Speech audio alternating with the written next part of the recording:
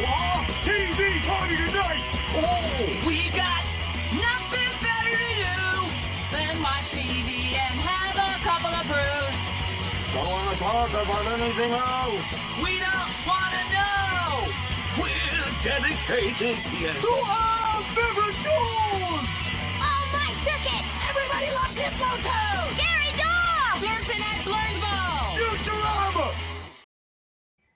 Good evening. You are listening to a Radulich and Broadcasting premier podcast TV party tonight. I'm your host, the mandated reporter, and frankly, I'm mortified, Mr. Mark Radulich. And tonight, our favorite show is Odd Taxi, based on the manga Odd Taxi.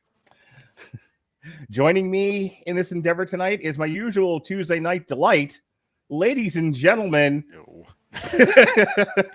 I have you all to myself tonight. I don't have to share you with Alexis Haina and Jason Teasley and whatever random listener is out there wanting to be on the podcast that I can't say no to. Ladies and gentlemen, the love of my life, Robert Winfree. Yay! That is a sad commentary on your life. It's one that my wife knows to be true. Fair enough. Look, I am not in a position to comment on your marriage. We all have our crosses to bear and, you know, skeletons in the closet and bones to bury. And so, Odd Taxi. We were supposed Speaking of, you know, skeletons in the closet and things to bury, and we were supposed to do Food Wars tonight, but the short version of that story is Sean Garmer says yes to podcast, and then I go, great, talk to you in 6 months. And 6 months comes and goes, and he's like, yeah, I can't for any number of different reasons. And I say, okay, Sean. So I didn't want to do Food Wars without Sean. And then Robert also made the suggestion, what about this new thing called Odd Taxi? We should talk about that. And then David was like, I'll wait to talk about Food Wars, then you guys go have your mandate and talk about Odd Taxi. And so here we are talking about Odd Taxi. Why else, Robert Winfree, are we talking about Odd Taxi? Well, in addition to your initial reaction to the first season or so of Food Wars, which was woman biting into food and being covered in honey and orgasming like nothing I'd ever seen in porn. Well, I mean, that and here, try these squid tentacles dipped in peanut butter.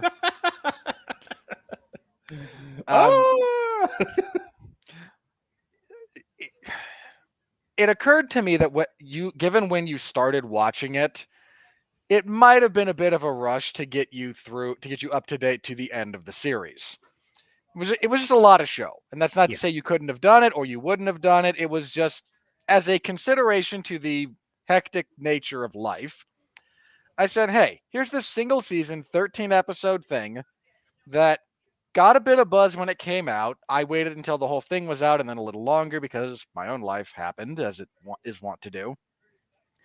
But I watched it and I deeply enjoyed it. And this is a little bit more up your sensibilities, I suppose, than Food Wars happens to be. It's a single season. There's nothing. If circumstances change. I was going to say, I believe your pitch was, if Quentin Tarantino wrote a manga that was adapted into an anime, it would be Odd Taxi, which seems to be the consensus. And you definitely had me at Quentin Tarantino. It's a weird, like, this show has more in common with the films of Tarantino and the Coen brothers than it does with a lot of other anime stuff. I would agree with that. And that made it interesting. And as fun as Food Wars is, and as fun as it might be to talk about, and I certainly look forward to us rescheduling that at some point in the future, in consideration of, you know, the totality of what was going on, of, you know, your life being a little bit wonky, my life being wonky, the propensity of other people to have life happen to them, so things can't necessarily go as scheduled, and Mark knows all about the schedule falling apart.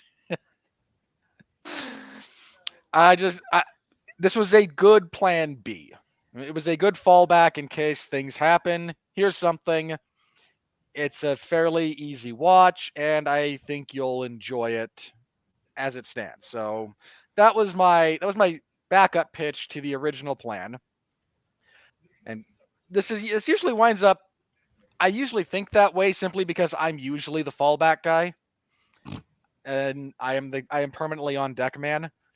So I tend to think a little bit. Okay, so what's the contingency here? Mhm. And Odd Taxi made a very good contingency and wound up. I mean, if I'd watched it and thought it sucked, I wouldn't have suggested it. But I very much enjoyed it, and I'm looking forward to talking about it.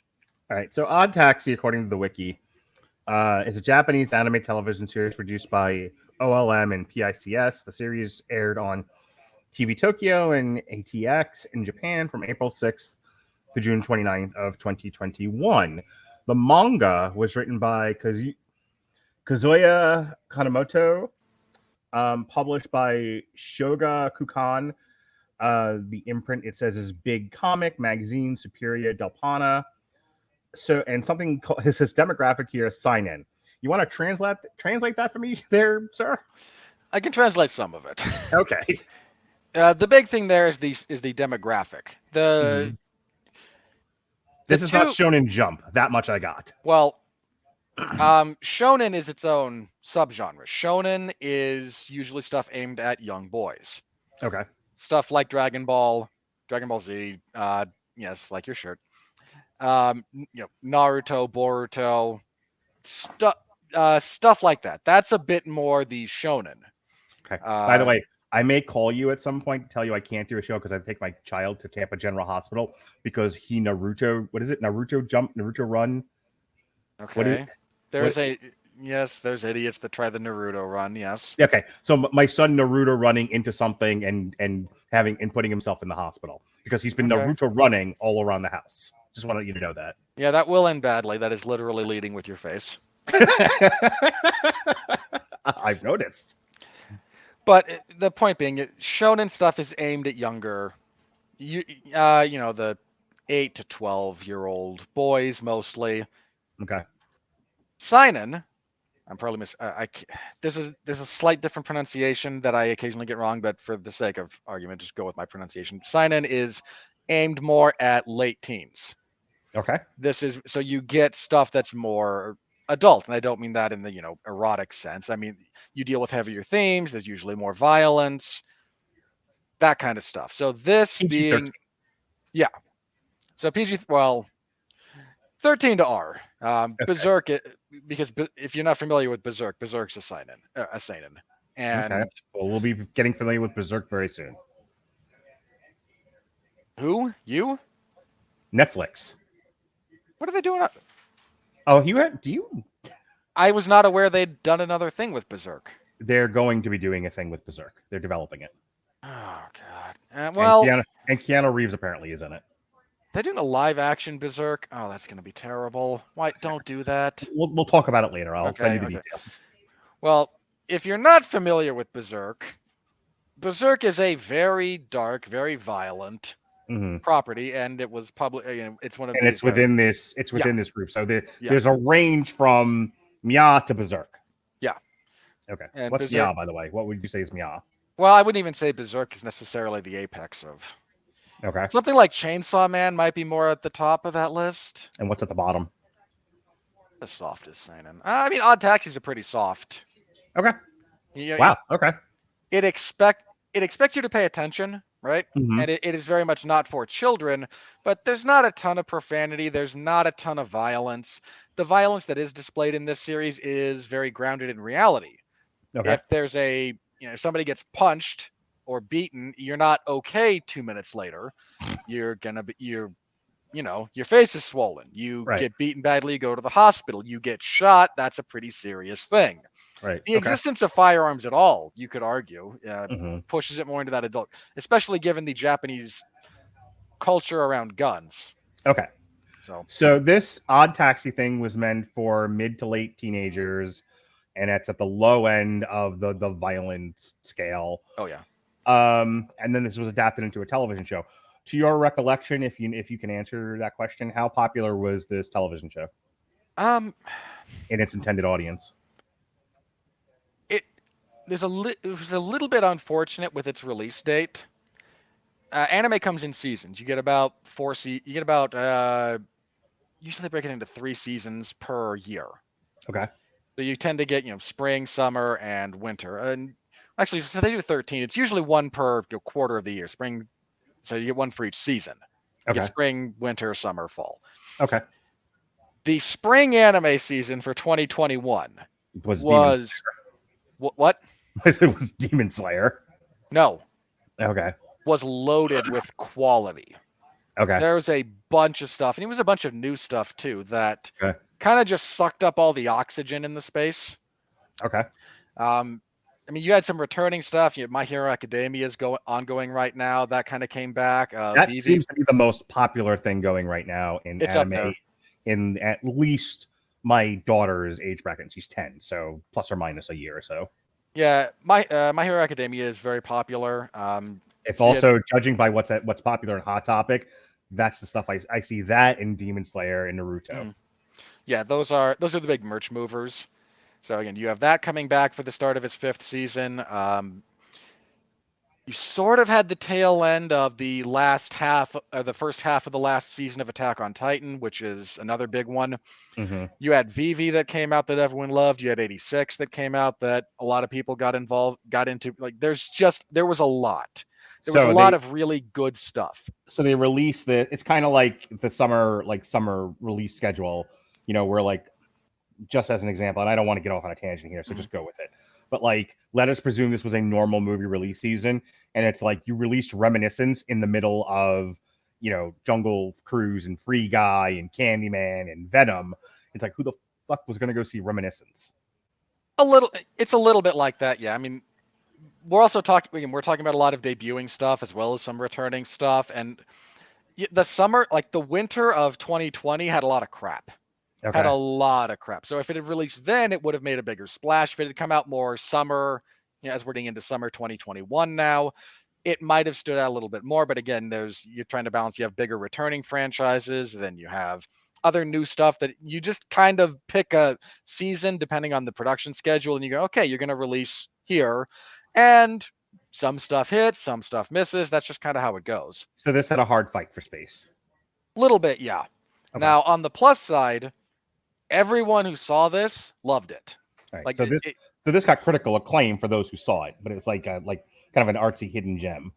Yeah, and in another season, again, if this comes out 6 months later or 8 months later, it probably gets more attention. There was just so much not just so much stuff in general, but so much really good stuff that, as really good as this is, it didn't quite find the same breadth of its audience.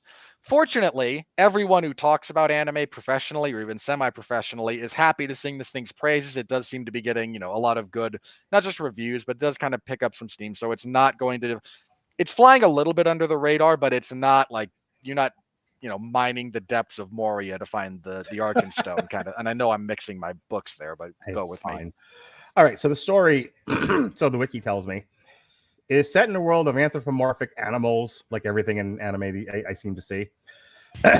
Odd Taxi follows the story of Odokawa, a 41-year-old walrus taxi driver whose parents abandoned him in an elementary school, leaving him generally asocial. However, he usually has conversations with other animal inhabitants who ride in his taxi on respective journeys around Tokyo, where the series is set. Odokawa's conversations with these people unravel into a series of mysterious acts of violence, including that of a missing high school girl. And because of the case of the missing girl, the police have been tracking leads back to him, and now both the yakuza and the cops are on his tail. Honestly, like, this is a great premise for not the animal part. The animal part I've just sort of, I just deal with because that seems to be a large portion of what anime is. But I also, by the way, I had two immediate reactions to watching this. When you told me what this was, and I'm watching the first 5 minutes of this, I had two just immediate visceral reactions. One, what the fuck is with Robert and the anthropomorphic animal shows? Between this and BoJack Horseman, I'm starting to worry about you. What's your thing with animals, sir? Oh, get bent. I'm not a furry. You say that now. But yes, I have said that. I have said that since I was aware that furries were things. I'm not a furry. All kidding aside, That literally was my reaction. It's like, I'm sure. this is another Winfree animal show. Oh, here we you go. must give me grief about about some of these artistic choices. But the other thing was, and this might be dating myself a touch. You might not even know what I'm talking about. Kurt Loder. No, just kidding. Yes, that would be dating yourself. Taxi Cab Confessions on HBO. Do you remember this? I'm aware of it, yes. Okay, so I went into this totally blind. I did not know what this was. But the first 5 to 10 minutes of this is just a dude talking to the taxi driver from the back of the cab. And they're having a rather innocuous conversation about how to go viral and why it's important to go viral and why the counter opinion to that is that's a really vapid life you're living. And I'm thinking to myself, oh God, this is going to be 13 episodes of Taxi Cab Confessionals with fucking animals. And I'm like, what the hell is this? It's like, is this all this is going to be? And I'm weirdly into it. I'm like, I want to see what they do with this concept now. Now it turns out we have a nice little crime show that comes out of this. But that was my immediate reaction. When did the show hook you? I'm gonna go into plot synopsis in just a moment. We'll discuss it episode by episode. But when do you think the show landed for you? I can't remember if it's the first or second episode. Okay. But the scene with him and his doctor. Okay. Because I think it is the first episode, because that episode ends with him and the alpaca in the back. Yeah. He's talking with his doctor, and we've set up a little bit. The conversation with the doctor is important for a couple of reasons, actually, I think is why this hooked me. One, like you mentioned, there's the innocuous conversation with the college student about trying to go viral. Mm-hmm. And the fact that this show is taking time to have this very human, when I say human, it's like real. Right? Sure. This is a real conversation. It's not had for the camera, so to speak. Mm-hmm. The fact that the show takes its time and does this, that intrigues me, because so often contemporary media is, here, we got to hit the plot. We got to hit the plot point. Let me jump in here, because the comparison to Quentin Tarantino. So think about the beginning of Pulp Fiction. Yeah. And they're having a conversation. Not everyone the Royale with cheese. There's a whole bit that happens where they're just talking about Amsterdam. Mm-hmm. Everyone remembers Royale with cheese, but the whole conversation is, I went to Amsterdam where it's legal to smoke pot. Amsterdam is so free, as opposed to this very controlling America where we're having to juke and jive for our bread. And the conversation is basically, I was so happy there and I didn't want to come back here. You should go too. You'd be happy. And it's just two guys having a conversation relative to their world that they live in. And everyone kind of dismisses it. I know, and that's why I'm bringing this up. It seemed for a lot of filmmakers of that time that were criticizing it that it just seemed like junk talk, but it's not. It's really not. If you examined, as you got to know those two guys, and that's why I'm going back over this. If you get to know those two guys throughout the course of Pulp Fiction, and you go back to the conversation, you realize you're learning a lot about John Travolta and Samuel L. Jackson in what is on the surface an innocuous conversation, but is in fact very telling about their personalities and about their characters, and kind of tells you what's going to happen with them as the movie unravels. And that was the first thing I picked up about that conversation between the hippo and the walrus, which sounds like something else, but between the cab driver and the college student, because everything you need to know at that point about the cab driver, who is the star of this thing, you learn in that conversation about what it means to go viral and why it's vapid. Yeah. So I dug that. This is a show that will give you subtext rather than scream at you. And boy, do I miss not being screamed at by media properties.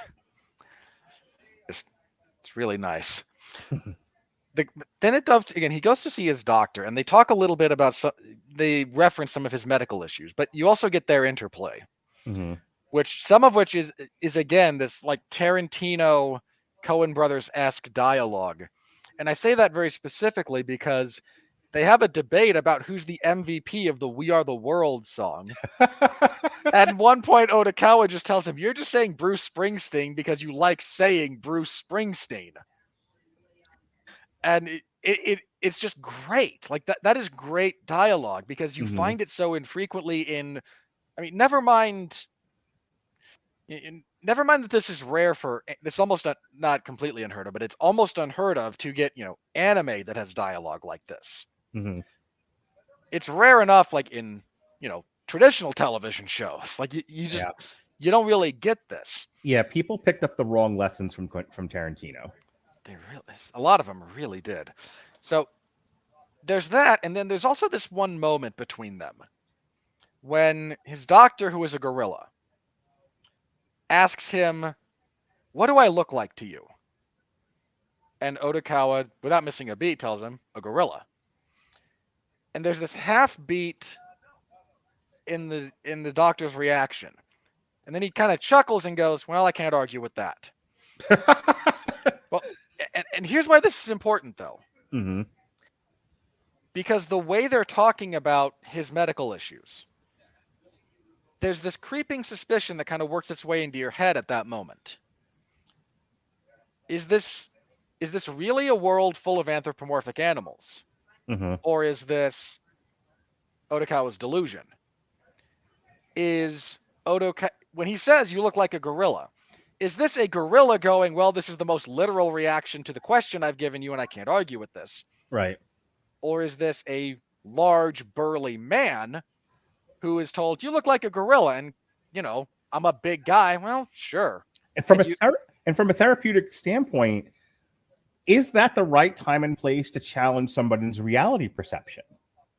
Yeah. Because you don't always do that with a patient.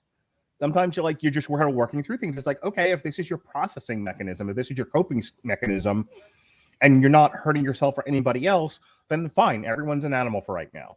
And we'll work with that. Yeah.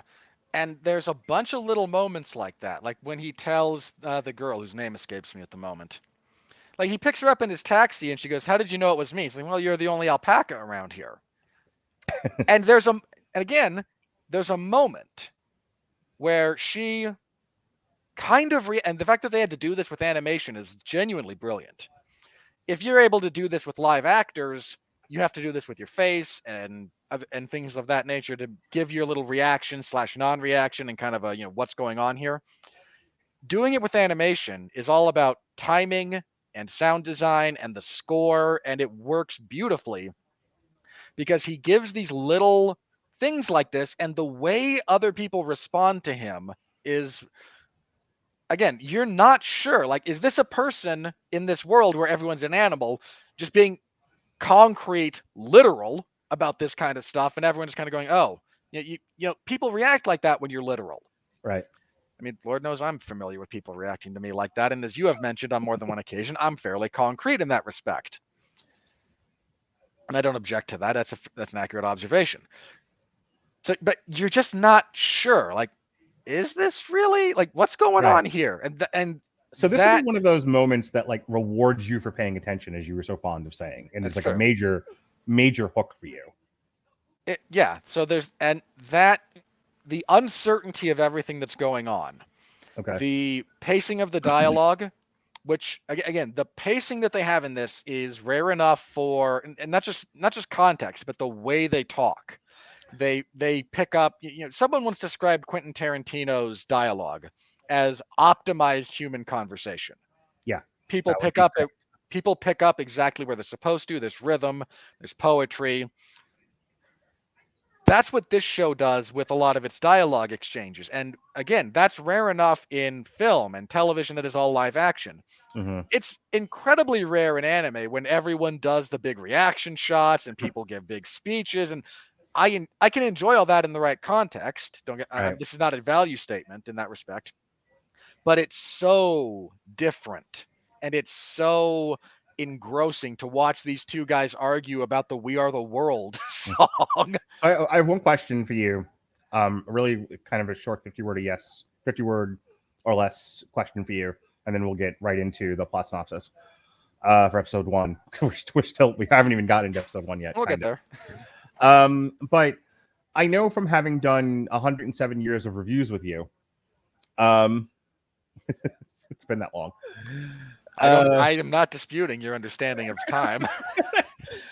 That one of the great frustrations is if you're kind of like the person who knows how the magic is performed. And so the magic show isn't nearly as interesting to you. And as a matter of fact, some of the, you get more frustrated by bad magicians because not only can you see the trick being performed, there is no even there's no attempted illusion as far as you're concerned, and it's just frustrating. And it's like a giant waste of time for you. This is the thing that I picked up about you That's relatively fair, yes. Yeah, along with my thing with you and the freshest fruit and all that. So I would think that you would respond extremely positively when you can't see the trick, when you're legitimately led to believe there's magic happening. And it feels like that's what the show was for you. Yes or no? More yes than no. My thing with since you brought up magic in particular, knowing how the trick works, to me, makes the magic more impressive. Like because a good magician, even if you know how it's done, can still draw you in. Like there's certain tricks that, okay, everyone knows how they're done. So how is your performance? Like, I'm using it as a euphemism for you see where things are going, and you more often than not respond negatively when you're like, I saw the end of Loki in the first 5 minutes of the first episode of Loki, and therefore this 6-issue slog was a drag because I knew where this was going to end up, which I didn't like in the first place. And I wasn't going to change the schedule. And there's a bit of that, and then the kind of counterpoint. If you know where things are going, the journey becomes the most important part. And I think this is true of, and that's not a bad thing. Like knowing, you watch Die Hard, right? You know what's gonna, like, even before he's gonna win. Yeah, the good guy's gonna win, the bad guy's gonna lose, and the bad guy's gonna die in the biggest explosion the budget will allow. Like, we're okay. We all have buy-in for this. So how's the journey, right? Right. And that's where my issues with a lot of film come from. Well, that's what I'm saying. So related to Odd Taxi, was this an enjoyable experience for you because you did not necessarily see the curves? In part, yes. Okay. There's certain curves that this is the odd thing about this show. Like, at the end, there's 2 big twists. One of which the show expects you, the viewer, to have figured out. And the other, not so much. But we'll get to that when we get to the last episode. But yeah, I like shows that, even if I can guess at the ending, the journey itself becomes, instead of a straight line, we have curves, we have twists, and the whole thing becomes a more enjoyable. The journey is then made better. The Eccentric Driver, episode 1. A walrus named Odokawa wakes up from a nightmare in his taxi as he gets back to his shift. Listening to the radio while searching for customers, his next favorite is a hippo named Kabasawa, who takes a selfie with him to go viral on social media. A pair of cops, the twin Damon brothers, pull Odokawa over and ask him if he knows the whereabouts of a criminal named Dobu. Odokawa denies it. After his shift, Odokawa talks to someone in his home through a closed door, though they do not respond. The next day, Odokawa pays a visit to his doctor, Guruki. The elder Damon sees Odokawa leaving the clinic and takes the SD card from his dash camera, threatening him not to tell anyone else. Later that day, Kakihana lies about his income on a dating app, hoping to find a woman like you do. Guruki gets a call from a nurse informing him that someone's been stealing drugs from the hospital, with his own nurse, Shirakawa, suspected. Meanwhile, Shirakawa gets into Odokawa's taxi, and Dobu gets an SD card handed to him by the elder Damon. Okay. So I'll share my thoughts, then you go, and we'll just kind of go back and forth. But there's a lot of, I don't want to just be dismissive by calling them mystery boxes, but there's a lot of open, we'll call them open threads. This is a great place to start a show. We have a character who's interesting, but he's not bombastic. The premise in and of itself, you have a cab driver who's very dry. You don't learn the extent of his mental illness just yet, You get a hint at it, but for the most part, you're just kind of dealing with a very dry. It almost seems like, just a very old, tired man, and he's driving a cab because that's what he does. And he has to deal with this variety of characters. But then by the end of the episode, you realize he's involved in a mystery of a missing girl, and you don't know how or why or to the extent of which the show is going to even deal with that yet. But you're like, okay, this is the beginning of an interesting crime story that starts with a very dry old man who might be in over his head. So like I was immediately hooked by the end of the episode. You've talked at length now about the first episode. Is there anything else you wanted to bring to attention? I think the last bit of comparison I want to make to this, this show reminded some people of Knives Out in the following sense. It's a mystery, Mm-hmm. and it has to juggle a lot of stuff. And the writer for this deserves a tremendous amount of credit for our first 3 episodes while they advance the plot, they all introduce new characters, all of whom have something to do with what's going on. Oh my God, when we get to the Eraser Kid. Yeah, that's the thing. But this show juggles a tremendous amount of balls and does so incredibly well. I mean, most people who try to write stuff like this, there's always at least one plot thread that gets unresolved, that is not dealt with. It's either unresolved, badly resolved, and those are kind of the two options that for the stuff that doesn't get dealt with well. And there's a lot of that in a lot of stuff in this genre. And this show's first thing is here's 4 characters. We have our main character. We have his doctor who's going to be important. We have the nurse who may be around. We have the corrupt cop. Well, we have the cop brothers, one of whom is corrupt. And then, oh, by the way, here's this low-level yakuza thug that we're going to start kind of poking around with. And the whole thing set against the backdrop of this missing girl. You will know in the first episode if you're going to enjoy this show. I think that's also one of the great strengths of it. There's a lot of shows that you show someone the first episode and they go, I'm not sure, and you have to kind of go, okay, now give it 3 to 4 episodes, and by the time we get there, everything's cooking. This show starts off and it doesn't. We're not cooking with gas right away because this is a slow burn, but right away you will know definitely preheating the oven. You will know everything you need to know about the style of this show and whether or not you're going to enjoy it personally within this first episode. So there's that. And yeah, I've talked to, like you said, we talked a little bit about this episode already, a fair bit. So I enjoyed the episode. I'm just going to spoil this. I enjoyed every episode. There's maybe one that's a little bit weaker, but this is a very tightly constructed 13 episodes of 25-minute 20-ish minute episode. This is a very tightly constructed season of television. How to spend a long night. Odokawa and Shirakawa talk about their respective pasts with each other.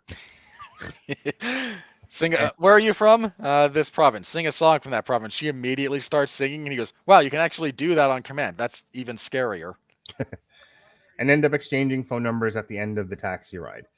Kakehana gets a match on his dating profile with a young woman named Shiho, who happens to be a backup singer with a new idol group called Mystery Kiss. Boy, was that not where I thought this was headed. I thought he was totally getting... I was like, hey, he's getting catfished. That someone's after his info. Either that or he's going to get Chris Hansen. Yeah. After their last concert, the lead singer, Rue, notices their group seems to be having trouble gaining more attention and confides in her superfan, Imai, about it. Despite Imai's suggestions, Rue is shackled by the demands of her management. Imai ends up taking a ride in Odokawa's cab and manages to scam him into a ride, despite barely having money after buying lottery tickets and merch for Mystery Kiss. Odokawa's, yeah, that's funny. That was the funniest thing he gets. I have to go buy a lottery ticket now. Hey, you still had enough money for a lottery ticket. You should have paid me more. Odokawa's next fare is a pair of comedians. I love these guys. These guys might have been my favorite part of the show. Dude, Baba and Shibagaki. the Homo sapiens. like the first time I watched this, I watched like the first 2 or 3 episodes, and I had to stop because I couldn't do this week to week. Like this is something I needed to binge personally. I would go nuts. Mm-hmm. So I waited, then I binged the whole thing. Second time through watching those guys, I just kind of went, yeah, that's my future, isn't it? I had a very similar thought. I was like, oh, is this what me and Robert look like? Who A end warthog, up a warthog and a giraffe. No, donkey. He's the donkey, not the giraffe. That's about right. Who end up fighting in a backseat over their partnership, though Odokawa finds it amusing. Baba suddenly gets a call to appear on a daytime show with Shibagaki. After dropping them off, Dobu enters the cab holding Odokawa at gunpoint from the back seat. So yeah, television should leave you wanting more, with each episode. And yeah, I binged this too. I've already talked about this, and I'm not going to go into anything at length. Just you didn't hear me talk about it on Deadly Genesis. I got COVID, and it's so funny because you were like, "What if you don't have time to watch Food War?" And then I get COVID. I'm like, "Fuck, I have nothing but time now." Yeah, all of a sudden, like, okay, I've got COVID. Well, suddenly your days just opened right up, didn't they? Well, what am I going to do now? I'll just upload every show I've ever done to Spreaker. But never mind that. But yeah, I spent like a day, and I think a day or two, just knocking this whole thing out. But it worked out well for me because it's definitely one of those where at the end of every episode, you're like, oh my God, what's going to happen next? There was no good stopping point. I wanted to know what was going to happen. And this was a really classic example of that. Like him getting in the back seat with the gun, and like that kind of shit reaction was great. Yeah, this show reminded me a little bit in that respect of, I'm trying to remember, like the 3rd season of Daredevil. I was unbelievably compelled to just watch that whole thing start. As soon as I started, got through the first episode and went, okay, nope, I need to know what happens. Like, this is not a good stopping point. 13 hours later. I had that happen to me with one season of Orange is the New Black. Don't judge the show. No judgment. Let's talk about the experience. Where it was like, I started it late. I started when I think like either after a podcast, so maybe 10 or 11 o'clock at night. I'm like, I'm just going to, like, I think this might have been after the riot. So I wanted it. So like, it was a cliffhanger ending when the one season ended with the riot and they were picking up after. And I'm like, I got to know what happened. Like, at the end, somebody got shot is what it was. So it was the season that picks up after the riot, but the last thing you see was someone was shot. And if I remember correctly. And so I wanted to see who got shot and what was going to happen. And like, there was just so many things I had been waiting a whole year. So I'm like, I'm just going to watch the season premiere so I know what happened. And 10 hours later, yeah, it was morning and I had watched the entire season. Yeah. And when you get shows like that, it's a really beautiful, I say this, it's a beautiful thing. Mm-hmm. Like when you get sucked in like that, there's not much of a better viewing experience than that. Yeah, agreed. Anything else about episode 2 before I move on? I liked his interplay with Shirakawa. Again, I mentioned a few of his bits of his interplay with Shirakawa. We are introduced to the Homo sapiens, which is another bit that I was not quite sure. Like, okay, so is this a comedy duo of anthropomorphic animals going by the Homo sapiens as a gag? Mm-hmm. Or is this 2 humans going by Homo sapiens because they're a Manzai comedy duo? And I mean, bit of behind the scenes stuff for this. The voices of the 2 brothers, the cops, are an actual Manzai comedy duo. And if you listen to the way the brothers interact, it's actually a better comedy sketch than anything these 2 guys do. We're introduced to those 2, and I love their interplay, man. Those 2 are great, and they're not great comedians in the sense that they're trying to be comedic, but they're great for us as viewers of the show.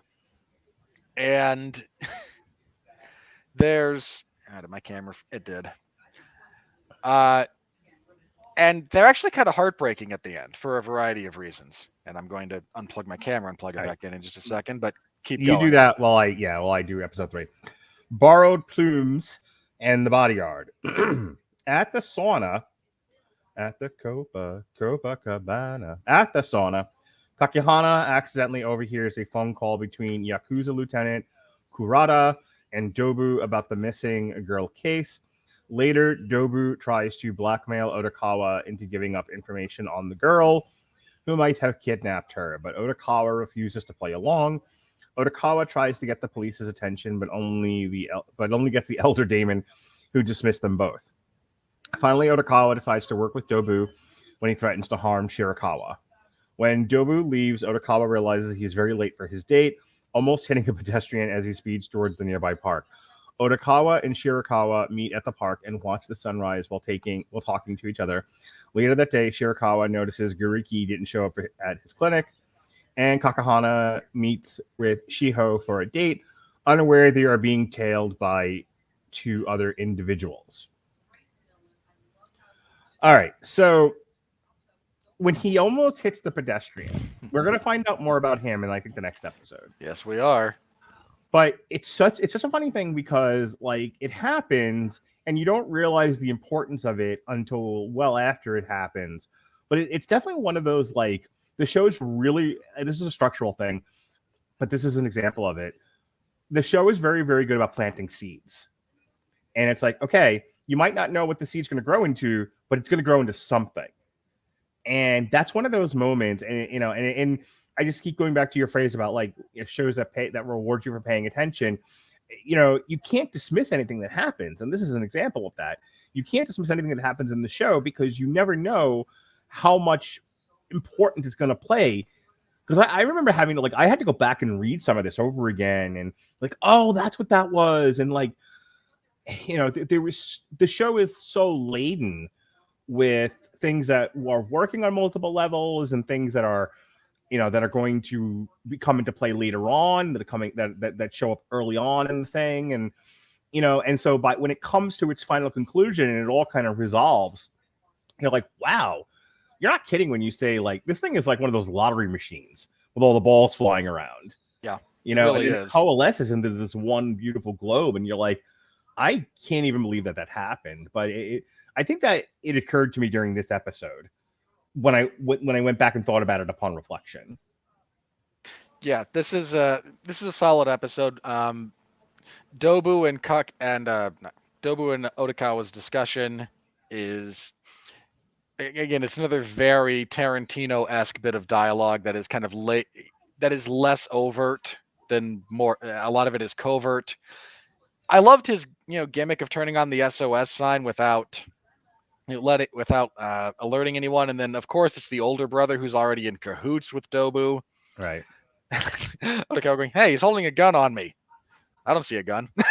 I mean, it was that was great, and then Dobu trying to find something to poke at him to get him to work along with him, and finally finding it. And the animation for this, I need to stress this, in the hands of lesser animators or a lesser studio, so much of this stuff would have been overreaction. Yeah. He finally brings up the girl that you just kind of started liking, and all he does in this to clue us in that he's reacting, his eyes shrink a little bit and he sweats a little bit more. Yeah. Like, he doesn't do the big anime thing. Well, we talked about that with Demon Slayer, how much I fucking hate that. Like, I had a very, like, startling reaction. Like, and I'm going to keep comparing this to Food Wars. We're not going to talk about Food Wars at length, but I think just because of how we landed on Odd Taxi through going through it, there are some comparisons I need to kind of make in style.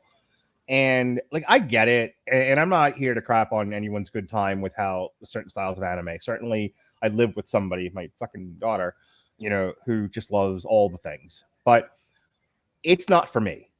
And I talked about that with Demon Slayer. This is not news to anybody. That overt reaction and then change in artistic styles. Yeah, I went back and forth about that, and I just hate it. And yeah, you really don't like the swap to the chibis. Like, that's really not your thing. No, and that's the thing, is that it was like when you're like, watch Odd Taxi, and I'm 2 or 3 episodes into this, I'm like, oh, thank God the animation style is consistent. It's just this is the way. I go back to, like, BoJack Horseman. BoJack Horseman, for however many seasons that was, as silly as it was at times, and we talked about that when we talked about BoJack Horseman, about like the whale head, Love that guy. like Keith, played by Keith Olbermann. I think it was Keith Olbermann. You know, like things like that. Like we talked about how ridiculous it was. Like this would in no way work physically, but it's consistent within its own universe. There's not a radical change of animation from one season to the next. It's all consistent. It's all at the same level. And that is one of the most appealing things about Odd Taxi to me is make a world, make that world consistent, and I will be with you in that world, even if I hate it. But at least I can live in this world for 10 to 13 episodes. When it's constantly changing and nothing makes any degree of sense and it's going and it's all over the place, it's fun. It's like wrestling, you know, where they say like you get lost in the match. I can't get lost in the show when you're constantly doing teacups with the animation style or the aesthetic style. So that's why that's one of the things I liked about Odd Taxi is other than like you see if you're watching the video, you see the picture in the background. You know, that's from the OP. That's the opening bit of animation. Yeah, which is that opening. Believe it or not, like spoils if you watch it, especially like looking back on it. It spoils a bunch of the show. Well, I thought this was going to be like South Park when I saw it. I was like, oh my god, is this going to be like that? No. Is this going to be that like that paper mache style of animation, stop motion animation? It's like, oh no, it's traditional animation, you know, anime style, but it's not over whatever words you use, chibi. You know, it's not that kind of nonsense. So, all right. Robert is messing around with his camera. Yeah, I don't know what's going on with that. All right, well, you're currently audio only, so I will go ahead and read go. Tanaka's Revolution. It's a revolution, baby. A black cat named Tanaka, who works at a game development company, goes over his life story. Oh, this is the most sad. This guy needs his own movie. This is such a sad story. You know, one of the sorry, I forgot to mention the last thing I liked about that previous episode. Okay. The alpaca that takes she takes capoeira as a oh my god, I laughed so hard at that. Did you? That was the best. I almost don't want to ask this because I don't want to mess up a fun thing for you with the thing I remember you not loving, but I had very much a Patsy moment from Jessica Jones, where you know what I'm talking about, where you know she's like you like how are you gonna like fight all these criminals, and she's like I have something degree belts in. She's done a bunch of different. What was it? She's taken a bunch. It was one particular martial arts style that she was about. I think she was doing a lot of Krav Maga training. Or that was it. It was Krav Maga, which I had a huge laugh at, and you were like, "Don't laugh so hard," but yeah, laugh. Krav isn't, you know, the dumbest thing you can take by any stretch of the imagination, especially with a good school and a good instructor. But it's also it's one of the stereotypical, you know, you can get this at the, you know, local YMCA kind of thing. Like that, it's one of those. Right. And well, that was what was funny to me about the Krav Maga thing, and it could, like when she started doing the "I'll defend you," I took capoeira, and it was like capoeira and Krav Maga is one of those white people things. It's like shut up, like stop it, just knock it off. All right, so Tanaka's Revolution. He spent 100,000 yen from his father's credit card in an online auction for a unique Dunraku eraser that never arrived to feel special in his class. Tanaka's peers moved on from collecting erasers, and his dad beat him after discovering the charge on his credit card statement. Like you do. Well, just kind of loosely for context, 100,000. You kind of want to like take a zero off of the conversion between yen and dollars, and this will change a little bit depending on. Is it 1 or 2? I can't remember. So this was a very Superman 3 moment. This is a very Superman 3 moment where Gus, who's played by Richard Pryor, is messing around with and hacking computers like you do in the 1980s. And in doing so, like all kinds of credit card bills and bank statements are screwed up. And just to demonstrate this, they go to this one couple and you see this wife and she's, I think, like eating a melon or something. And she's like, you know, magazine. She's catalog shopping. She's like, ooh, this. And they cut to the husband who's going over his bank statements, and he sees what he thinks is her spending the gross national product of Yemen. Yeah. And he takes the grapefruit, I think it was, and just shoves it right in her face. Remember that kind of moment. Yeah, just without the hacking interference, obviously, with this kid just being kind of a dumbass. Yeah, so not $100,000, more 10,000. Still, lots. Somewhere between like 10 and 1. Like again, the conversion ratio is a little bit wonky, but still, you spend you drop $1,000 on a unique eraser, especially if you're a small child. Yeah, Mark, if your son, a year ago, charged $1,000 to your credit card buying something on eBay, right? I imagine you react. I'm not going to accuse you of child abuse, but you understand. Yes, if I had found $1,000 bill set for Amazon video games, yeah, there would be no television. There might not be any electricity in Jonas's room right now. So, and this is another thing that I want to briefly praise about the show. This kid gets beat by his dad, and there's nothing comical about it. No. Like, the wife is desperately pulling him away from the kid after he gets knocked through a wall, through a doorway. Like, it's in a different show trying to be more lighthearted and friendly. Like, sure, the dad you might get a similar sequence, but it's played a bit more for laughs than it is seriously. And this guy gets knocked into a wall, collapses, and his face is all bruised up and swollen. And there's zero levity to that. And that kind of deserves to be praised it's also not played. It's also not played for melodrama. No. It just kind of, this is the thing that happened to this child and sort of framed the story that's going to unravel before us. And that's kind of it. It's neither played for sympathy nor melodrama nor comedy. It is a thing that happened in this character's life, and it's important, which is an odd take, not a bad take, an odd take. Well, and the only other thing I want to mention about that, the dad is not he's not chronically abusive. Like that, there's nothing to indicate that. This was just, boy, you screwed up. Yeah. And boy, did this guy have an overreaction that he should not have had. I'm not at all condoning anything that he did. No, but I look. You should not abuse your child. That goes without saying. But I think every parent has a moment in their life where you want to strangle them. All things considered, you love your child, and that's why you didn't murder them in that moment. Because if you were not my child, if you were a stranger, I might have caved your this would have gone very differently if you were someone on the street. Felony would have been committed. Yeah. After growing up and joining the game dev company, Tanaka got addicted to a mobile online game called Zuden. Oh boy. So much of this guy's life I related to in a lot of ways. Yeah. Spending large sums of real money to try and get the incredibly rare dodo bird in the game. One evening, Tanaka finally acquires his long-sought dodo until a cab driven by Odokawa nearly hits him while he celebrates. As the cab swerves out of the way, Tanaka accidentally drops his phone in a nearby ditch. And after getting it repaired, discovers the game didn't register his dodo before it died. Tanaka falls into despair, wandering home, then heading to a nearby park to bury his now dead cockatiel.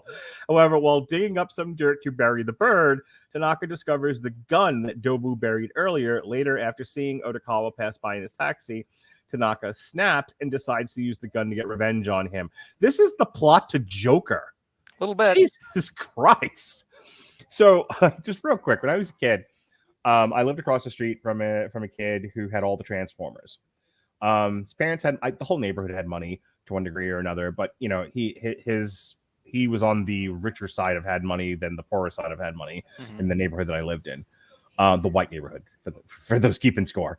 So this is north of 12 years old for me, and so he had all the Transformers, and I guess something had come out. And I ended up getting this one Transformer that I thought he didn't have. And I was like, finally, Chris Bailey, I have a Transformer that Rob Israel doesn't have. And I was so proud of this one Transformer. And I had to call him and tell him. He lived across the street from me. And I'm like, Rob, you got to come over and see what it is, because I finally got it and you don't have it. And I finally have something you don't have, you rich white boy, you. And so he comes over and he was like, yeah, I have that one and the other three that are just like it from that particular toy line. And I got so mad. I can imagine. I was like, you motherfucker. You know, it's just, I had just lost my fucking mind in that one moment that I was like, damn it, I can't have anything over anyone. And I kicked the wall. Now, I had kicked walls before. In my old house in the black neighborhood, I kicked walls, but the walls were different. Where I was kicking them was different, and I never put a hole in them. You probably, well, not only were you larger now, you probably kicked a lot of very reinforced walls, a lot of slat walls instead of just drywall. That would be correct, yes. Slat walls instead of drywall. So when I'm throwing a tantrum, like you do, and like when like your He-Man show doesn't work out the way you want it to. Don't poke the bear, man. Why you doing that? Moving on. So I'm throwing a giant man tantrum, and he's laughing. He thinks I'm like just screwing around, but I'm like legit pissed. And I'm thinking at 12, I can kick the same wall with the same force that I could at 4, 5, 6 in a different house. So I fucking punted the hallway and put my entire foot through the drywall. And I remember that like sense of panic that overwhelmed me in that moment, thinking there's not a piece of furniture in the house that I can move into this one spot to hide this from my parents, because nothing goes here. It's the hallway between bedrooms. There's no furniture to be had. And it was like, there's no way I can get out of this. I'm going to have to explain to my dad, my very literal concrete Martian father, why I kick the wall, because I have the same toy as Rob Israel. And that's why I related to this guy who has worked all this time and is just like his whole life is just in this one meaningless, utterly stupid achievement, but it's meaningful to him, and that's all that matters. And in just the second that he has it, that momentary bit of happiness, it is gone by some weird, bizarro twist of fate. And then goes home and his bird's dead, and it's just like, that's it. I must now kill everyone. Like, I was like, man, I dig you, brother. I dig the vibe. There's one other interesting little bit of detail here that comes into play later. The person selling this Donraku eraser is, I forget the screen name, but years later when he gets the Zuden mobile game, the guy who has the best zoo, right, by however the game chooses to rate that, has the same handle as the guy who took his 1,000 yen or whatever, his 10,000 yen, and never gave him the eraser. Like, it's another little twist of the knife in this guy. It's just like one of those like born loser things. Like, you know, you try to be a good person, you try to do the right thing, and things don't work out for you. In some cases, less so than other people of a similar stripe. And you're just like, why does God hate me? Like, why? How did I? Why am I chosen to lose this much this often? I don't want to go off on a tangent, but you know, the group of neckbeards that viscerally reacted to Joker, there was a reason why. Like, I was kind of sympathetic to their frustration that people didn't see the value in Joker the way they should have. Like, I got why that movie spoke to so many people. Ditto. And especially when so much of the counter argument was, don't you understand? We can't, this is inspiring violence. Like, I'll inspire some violence for you. Like, your ignorant take is inspiring more violence in the movie. Two bald white guys cackling over, I'll inspire violence for you, boy. This is going in an FBI file. Again. One more for the pile. Yeah, I dug this. You know, it was a really bit. This episode feels a little bit odd. Like, everything's going a certain direction, and then we get this, and it feels like, because you know it's not a roadblock. Like, we're not stopping. Right. But you're not quite sure how this reconnects till the end of the episode. And then again until later at the end of the series, when this character and what goes on with him reconnects in a pretty big way. We also get a nice little this is hinted at, the Donraku eraser that he wanted to buy. We saw it in the first episode that the alpaca has it. Mhm. Like that's one of the things I love about this show. Everything interconnects. It all Right. weaves and touches, and you said you've got this is the the lottery machine with all the balls, and then at the end they all merge into one It's a one thing that's Voltron. great. Yeah. All right. Speaking of Voltron, the show is so good, you wouldn't need something like Grammarly to help you write a better show. But, Grammarly is a great thing to have anyway. It really is. Because it is. Grammarly's AI-powered products help people communicate more effectively. Grammarly helps you write mistake-free on Gmail, Facebook, Twitter, LinkedIn, and nearly anywhere else you write on the web. Grammarly, let me tell you something about Grammarly. I wish I use Grammarly more often because my autocorrect keeps changing new into knee, N-E-E, with like a accent mark over the middle E. And I'm like, when did I ever say nya, whatever the fuck that is? Like, I don't understand why it's changing new into knee. And this is more relative to something that happened recently, why it's changing coal to coke constantly and making me an embarrassment on Twitter. If only I had something as wonderful as Grammarly, which helps you correct hundreds of grammar, punctuation, and spelling mistakes while also catching contextual errors, improving your vocabulary, and suggesting style improvements. It'll stop changing coal to coke. It'll do all the things you need it to do. It'll stop changing my ham-fisted terrible typing into God only knows what. To download Grammarly today, go to getgrammarly.com/W2M network. Again, that's getgrammarly.com/W2M network to download Grammarly for free. All righty. Let's go ahead and go to episode number 5. Don't call me an idol. Call me Baby Metal. No. Yamamoto. Baby Metal is an idol group. Yamamoto uses Odokawa's taxi to pick up various members of Mystery Kiss for practice. As Odokawa drops Yamamoto off at his office, he lets slip that he dropped off another girl near the office 2 weeks ago. Yamamoto offers to buy Odokawa's dashcam data off of him, but he refuses to sell it at that time. Meanwhile, Odokawa is unaware that Tanaka is tailing him in another cab to find out where he lives. Later that night, Yuriki shares some tea with Odokawa and announces he's planning to close his clinic for a while, and he's afraid of being blamed for the hospital's missing drugs, even if Shirakawa is the culprit. Next, Odokawa is called by Dobu. During the ride, Dobu confirms that Shirakawa was stealing drugs and selling him to pay off her loans, but her meeting with Odokawa was entirely separate from that. In return, Odokawa tells Dobu about Yamamoto. Meanwhile, Kakihana goes out on a date with Shiho at a fancy restaurant. Shiho looks through her phone and shows Kakihana a picture of an Imai supposedly winning the lottery, and Kabasawa making a viral video swearing to hunt down Dobu after he appeared in his last selfie, like you do. Kakihana pays him for his meal in cash as a dropped receipt shows he took out a loan to keep up his facade of being rich for Shiho. It was not a small loan. Don't like it. Look, we all get it, man. Women like a rich man, but don't fake the funk because you're not gonna be able to keep up the ruse. So what do you think of this episode?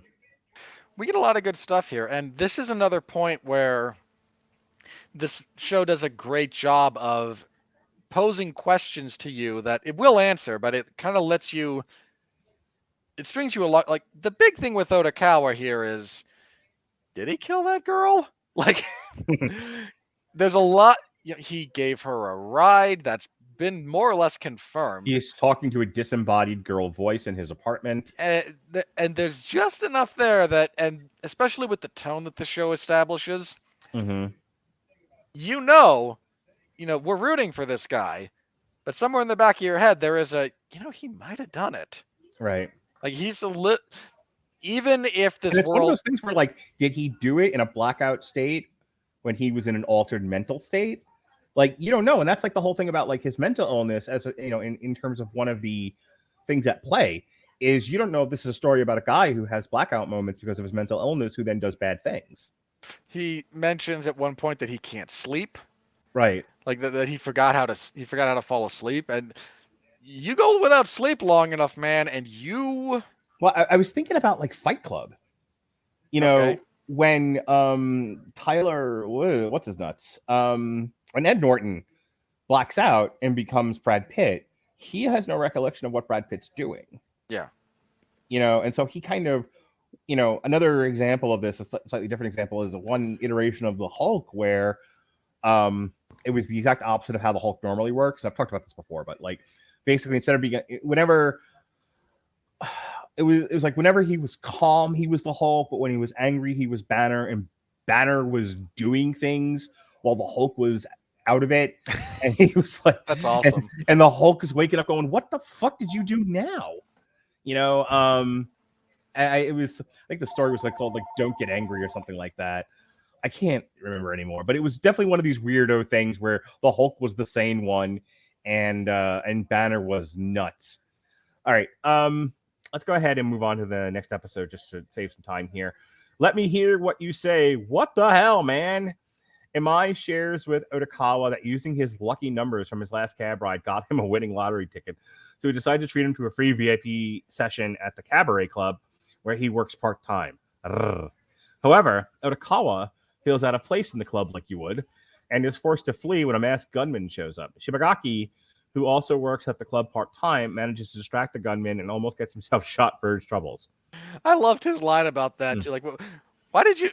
There was a gunman there. Why'd you do that? I thought if I got shot, it would at least be funny. Sounds like something I would say. Like, Well, why you would you let are- yourself get shot? Because it's funny. Well, again, like you and I identified way too hard with those two guys. You ain't kidding, Buster. Elsewhere, Kakihana takes out another loan. Later that night, Shirakawa finally tells Odokawa the truth that she was in debt to Dobu for 4 years and still owes. Oh, if I'm remembering correctly, and this is that park bench thing where he breaks up with her, this broke my heart. Oh boy, look, you knew this was gonna happen because Yeah. this is the structure of every show like this. Sure. Like him not having the moments of regret and stay away from me for both your own good and my good, and you're not quite right. Like this is this scene, some variation of this, is in every show like this. Yeah. It's all in how you do it, and this show. This messed me up, man. Even after her little capoeira dance, he's still like, I'm not into your crazy. Leave me alone. And it's like, ugh, why can't he be happy and find love? Insanity. For 4 years and still owes him 3 million yen due to extortionate interest. And that's why you don't take loans from the mob. She initially approached Odokawa as Dobu helped to use him as a gateway driver into a future bank heist, but Shirakawa claims she soon developed genuine feelings for him instead. Never fall in love with your mark. Odokawa leaves her, not wanting to get involved any further. However, the next day, Dobu meets Odokawa in his taxi again, complaining that Kabasawa's viral videos are making life difficult for him. That was funny. Oh, the age of the internet. Dobu offers to find the shooter and restore Garuki's clinic if Odokawa will help him find Kabasawa. Odokawa adds a condition that Dobu cancel the rest of Shirakawa's debt, and Dobu agrees. Meanwhile, Baba has a packed schedule full of TV shoots and is in a secret relationship with Ryu, while Shibagaki has trouble setting up a practice time for their comedy routine. Oh, this poor bastard. All right, so 50 Words or Less, episode 6. This is another example of what makes this show so good. Mm-hmm. You've got all these seemingly disparate points that all interconnect, that all take these little twists and turns, and that all makes sense. Like when Odokawa says, "Yeah, sure, I'll help you out. I'll help you, do this thing," and they assume that the hippo has the gun because he's the one. I forget why they assume that. Or no, sorry, they don't. My mistake. They want to get Dobu's gun back because it's his gun and he needs his firepower back. You've got the hippo guy turning into a vigilante who in an episode or so is about to start pimping his Patreon. Come join our Discord server. Like you get all of that in him, and it's great. But when they break up on the park bench, that's such a good scene. He he wants, love like everyone does and to be happy. And then, well, it turns out the girl that says she likes me, I can't really trust her at the moment. Well, yeah, she was conning him in the beginning. And there's another there's a slight, there's another angle to this. I've now become involved with the mob. Hey, wait a minute. I just wanted to drive my cab. What the hell, man? So now, not only did, you conned me a little bit, and I'm a little bit hurt by this, but now I'm entering into a very dangerous endeavor, and I want to protect you from that. So this is not a good time for it's the interactions here and kind of the interplay is really, really great. The scene at the club when, which we already talked about a little bit, but that goes a little bit viral. You've got our deranged Joker guy still running around trying to kill Odokawa. The Homo sapiens not being able to establish practice time and their conflict. I was thinking about the Black Cat, and now I'm reminded of the Blues Brothers and Carrie Fisher. Just a little bit. A little over the edge. Go ahead. I'm sorry. Just a bit. You've got the constant conflict between the Homo sapiens as Baba is starting to take off as his own kind of thing. He's doing a lot of, on the spot television spots and hosting quasi reality. He's starting to take off a little bit, and poor Shigaraki is. Boy, we really need to rehearse our gimmick if we're going to advance in the improv contest. That kind of. Their interplay is great. I love their relationship throughout the whole thing, just quite frankly. Finding out that he and Ryu are kind of they're a thing, and that balance, it's another little nuance to not only her character but to his, because we're still not sure, how certain things are playing out, and we know a little bit that this idol group is not quite on the up and up because of how Yamamoto's been acting. We're just still kind of trying to juggle all these things, and it weaves together into this lovely, deep textured project that as it continues to unfold. Yeah, this could have very easily been a live action show with humans and not anthropomorphic animals in a cartoon. You would not have, but would not have changed the quality a single bit. After being unable, Trick or Treat, episode 7. After being unable to find Kabasawa, Odokawa returns home to find someone shot a bolt through his window, which is a terrible way to. It's a terrible way to enter your house. I got to deal with this shit now. Odokawa window, and I gotta yank this thing. I gotta call the cops, and here's Little Diamond. Yeah. Odokawa gets the attention of the younger Damon brother with the shell casing, and tries to get his help to arrest Dubu. So it's funny. This is where. I just thought the cops were just incompetent. I didn't, for whatever reason, and maybe just because I was distracted or sick or who knows what. I did not pick up until this podcast that one of them was in cahoots with the mob. He's only taking a payoff from Dobu to get the SD card death. Somehow got past me. Okay. I'm sorry. That's okay. But it was at this point I realized this is beyond. This is where I was oh, they're on the take. Well, Big Diamond is definitely on the take. Yeah. The younger one is just gloriously naive. Odokawa's discussion with him about the nature of justice was so here you have this concrete walrus and this aspirational dog, and the way they have to figure out how to communicate was to get through to each other was great. The younger Damon agrees, but still suspects Odokawa of hiding the Nerima missing girl in his house, despite Odokawa's flat denial. Damon gets called away to deal with a dead body before he can search Odokawa's room. Meanwhile, Kakihana spends the evening hiding out from the loan shark's henchmen. When they leave, Kakihana meets with Chiho. That poor guy, man. But gets knocked out by Yamamoto. Elsewhere, Shirakawa confesses to Garuki about her work with Dobu, and Garuki asks for help to save Odokawa during Shibuya's Halloween festival. Odokawa accidentally runs into Yano before meeting with Dobu in the hopes of flushing out the skull mask gunman. Oh, Yano.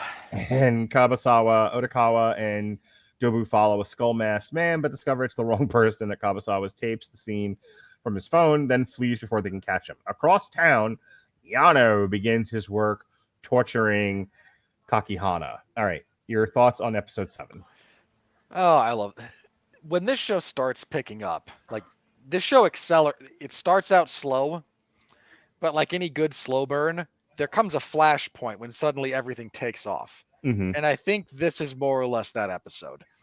We've now, I mean, the introduction of Yano, who we've known kind of by name because Dobu explains that he's kind of a rival underling in this same rank in their gang clan. They're both underlings trying to win the favor of their boss, who is actually the tapir that we saw.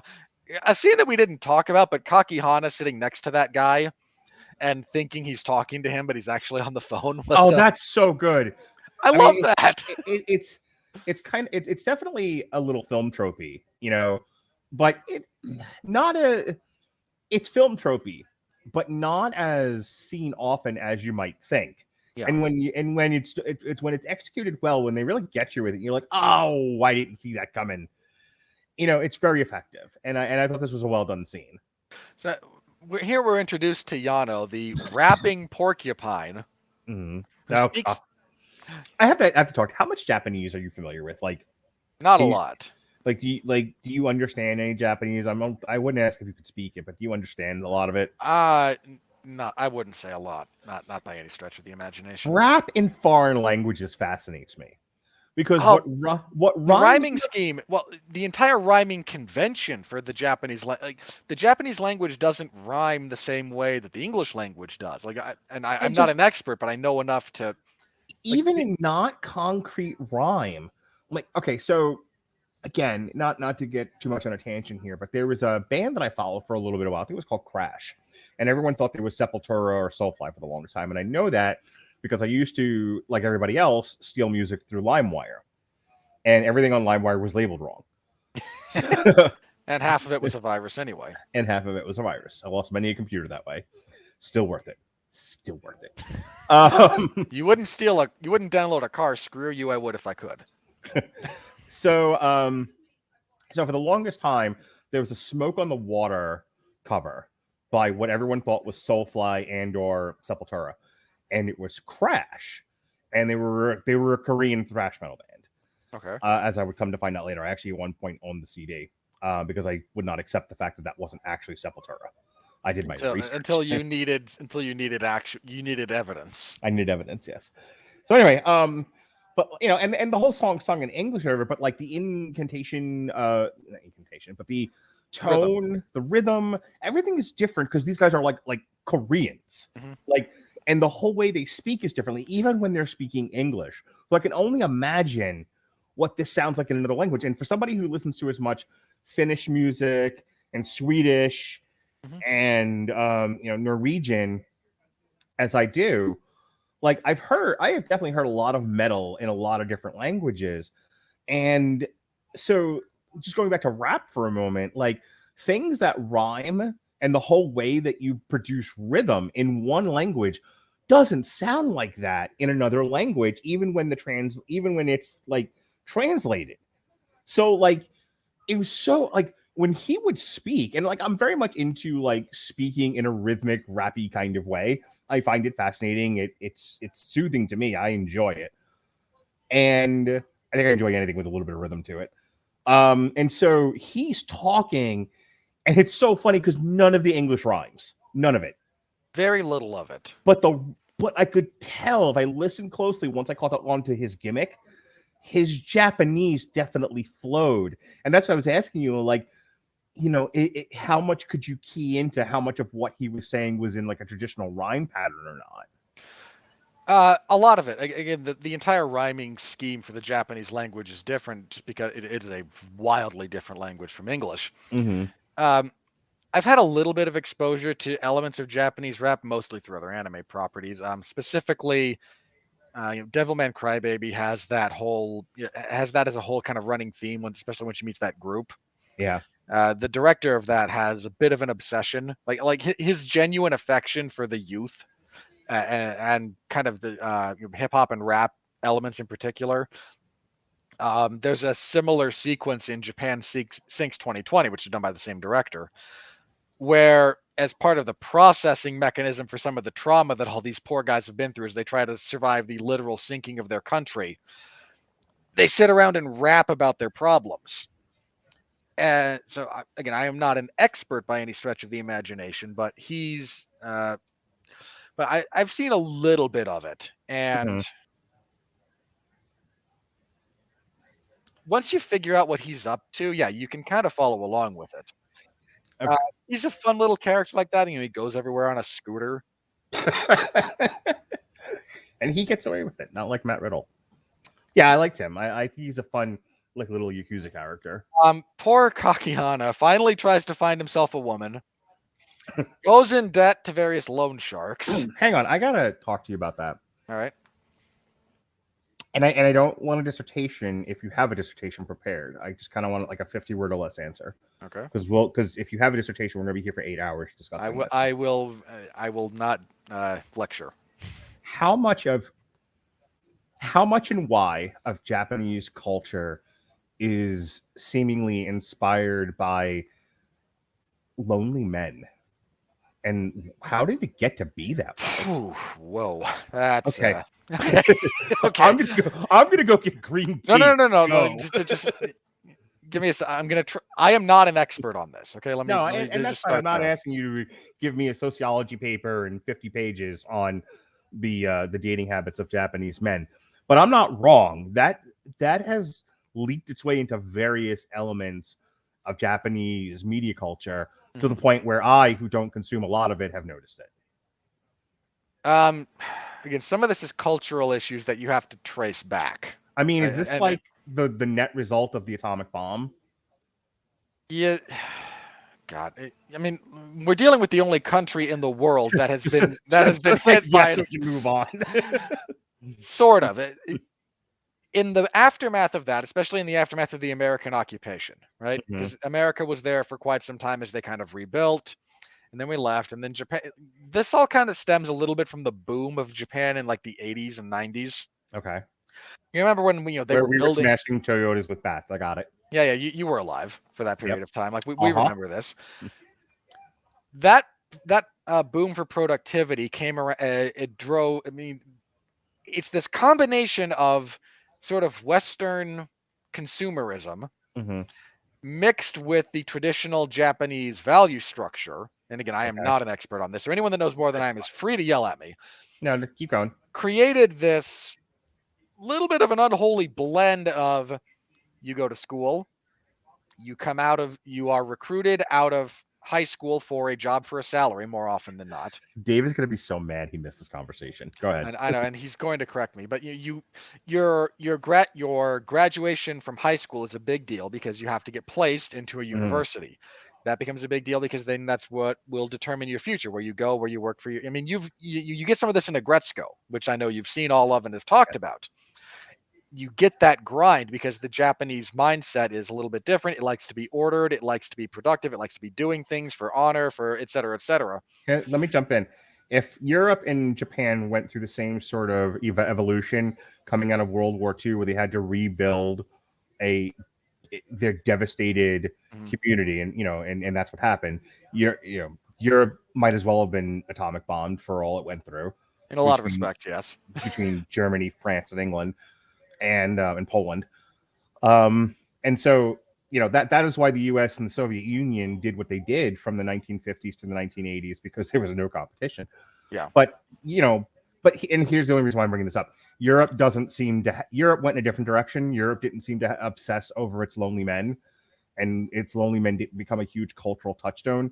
It did in Japan. It did in Japan because again, you're dealing with a cult. Europe was very westernized prior to World War II. Now, I'm not trying to at all. I mean, it was the West. Yeah. Japan was not a third world. Let me be clear. Japan was not a third world country. But Japan's industrialization, as it had gone along, happened over a 30-year period from the 1900s to the beginning of World War II. If you look at when mainland Japan was bombed in places, I don't even mean the atomic bomb. Right. There were places that were people that were bombed where everything was made of wood. Like whole cities. I forget the specific name, so forgive me. All right. So there are horror stories. I think it's Tokyo, actually. There are horror stories about the Tokyo firestorms where the wood was aged and it burned so hot it carbonized people. Like, So kind of like Chicago times 100. yes. Okay. So point So being, some of you this is trauma, collective trauma. a little bit, yeah. Then you get just the people who jump on the grind of Mhm. you go to school and you do well, and then you go to university and then you do well, and then you get a job and you do well, and somewhere along the line is you have to get married and you have to have a family because this is what we do, and you Right. do But this. when was that supposed to happen? When was I supposed to socialize and meet women or meet Yes. men when everything else was a priority? Yeah, and then you also kind of run a little bit into the counterculture. Mm-hmm. The people who go, well, no, I don't want to do that. I don't want to get, I don't, I want to be an artist. I want to be a whatever. Like, Right. this is not unique. Japan. This is not unique to a problem for Japan. But then you suddenly have, once this germinates and iterates a handful of times, Mm-hmm. you suddenly have a class of working people who are, all about their. I shouldn't say all about. Again, this is a very broad generalization. Who are big into the financial, big into the jobs. Mm-hmm. Then you have the other people who are trying maybe a little bit more for personal fulfillment internally as opposed to externally. But now you've developed a non-trivial gulf in expectations for women about what do you want in a partner. Do you want someone who is a salary man who is working sometimes Mm-hmm. crazy hours, but So gives you stability, or the janitor who might be a happy-go-lucky guy but who's making and Japan is just kind of keyed in a little bit because they have evolved so rapidly over the last 100 or so years. mm-hmm. Like, go back to 1921, look at Japan, then look at Japan now. Their progress was rapid. Let me So jump in here. There's a segment of the U.S. male population who is hyper focused on success Mhm. and did not socialize maybe as much as they should have, and then they get fame and fortune and power, and they still don't have those social skills, and so they may marry the trophy wife, they may not, but they definitely end up with hookers because they don't have a set of social skills for dealing with real people, but they do have money to replicate the social interactions that they crave and desire like any human being would.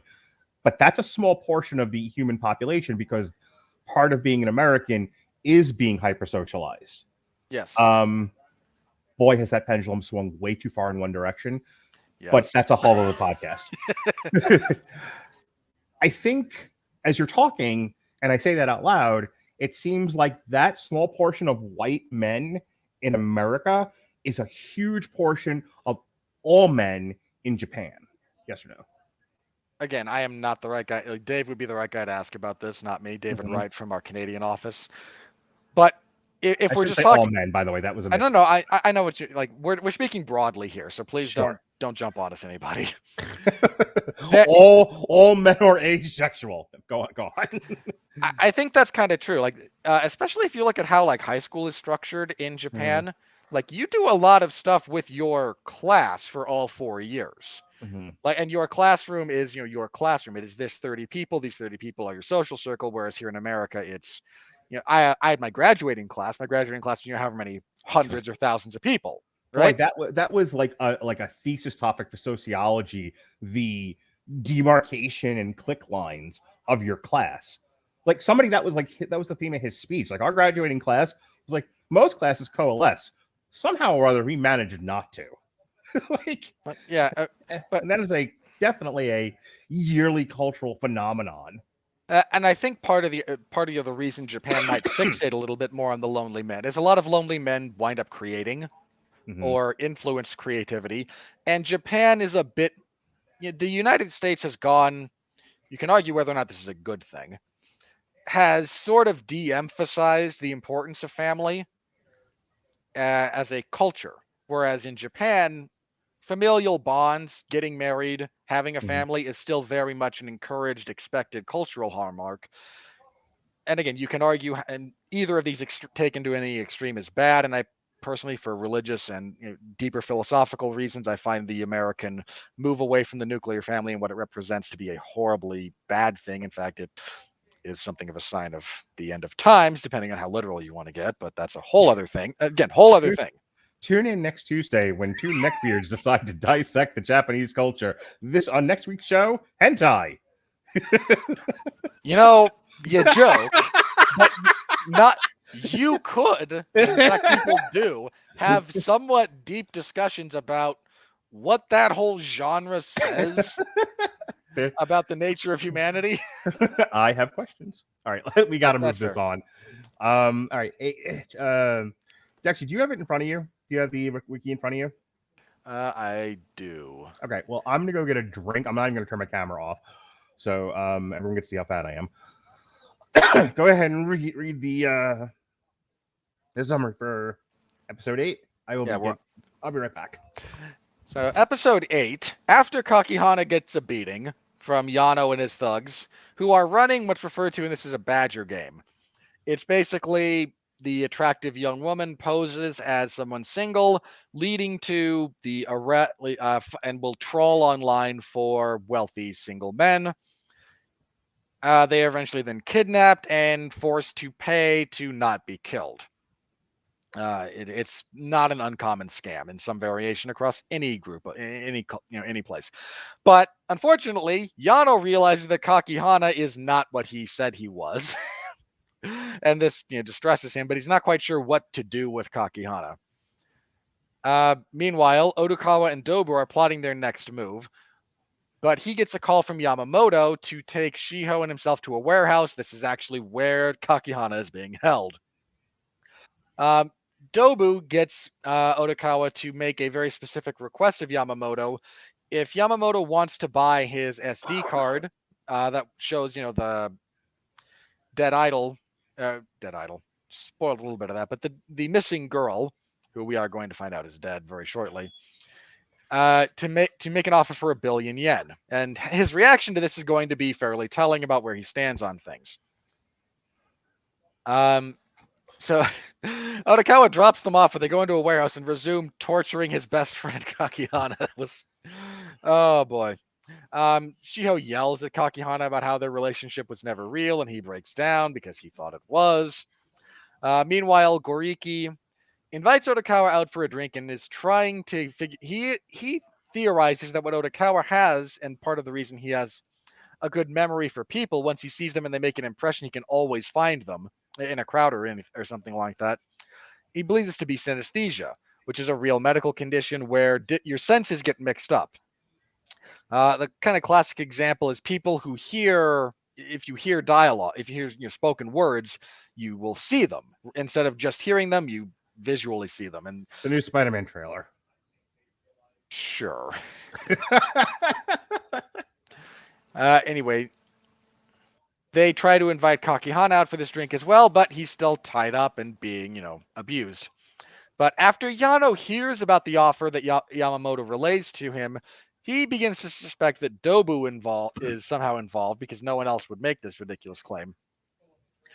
A little bit later, Odokawa is able to record himself and Dobu planning to rob a bank, by which they mean the lottery winner, Imai, who we've already met before. They want to take him to the bank, have him cash it, and then rob him as he is leaving. And he's going and he lays out his whole plan. This also includes the use of the older Diamond brother. He sends this evidence to the younger Diamond to try and convince. Then he tries to get Imai to retract his social media post and then hide him out because Odokawa has formulated his own plan about this. But while chatting with Imai, Odokawa realizes what happened to Kakihana. He remembers where he saw the calico cat that is... sorry, the name just escaped me and I can't find it. Shiho.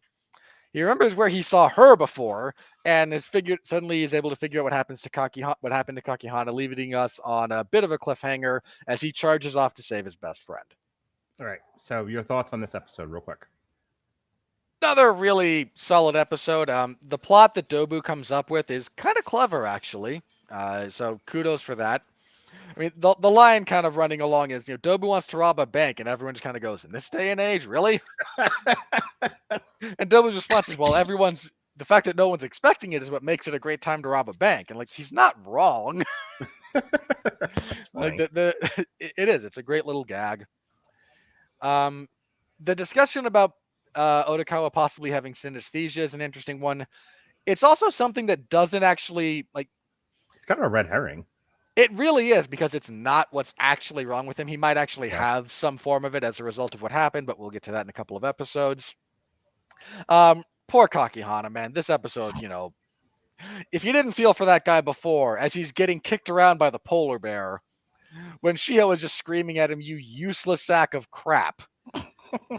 The reason I want to get out of the Badger game is because I hate spending time with lowlifes like you. Like, if that doesn't just, again, break your heart just a little bit, you're more dead inside than I am, All right. Episode 9, The Hero's Melancholy, which is the name of my new band album. It's a great episode. Odokawa tries to get the younger Damon's help, but Damon is reluctant to arrest his older brother or pursue Dobu inside of his jurisdiction. Later, Odokawa tries to get Dobu's help to rescue Kakihana while sending a message to Kabasawa to meet Dobu at the same location.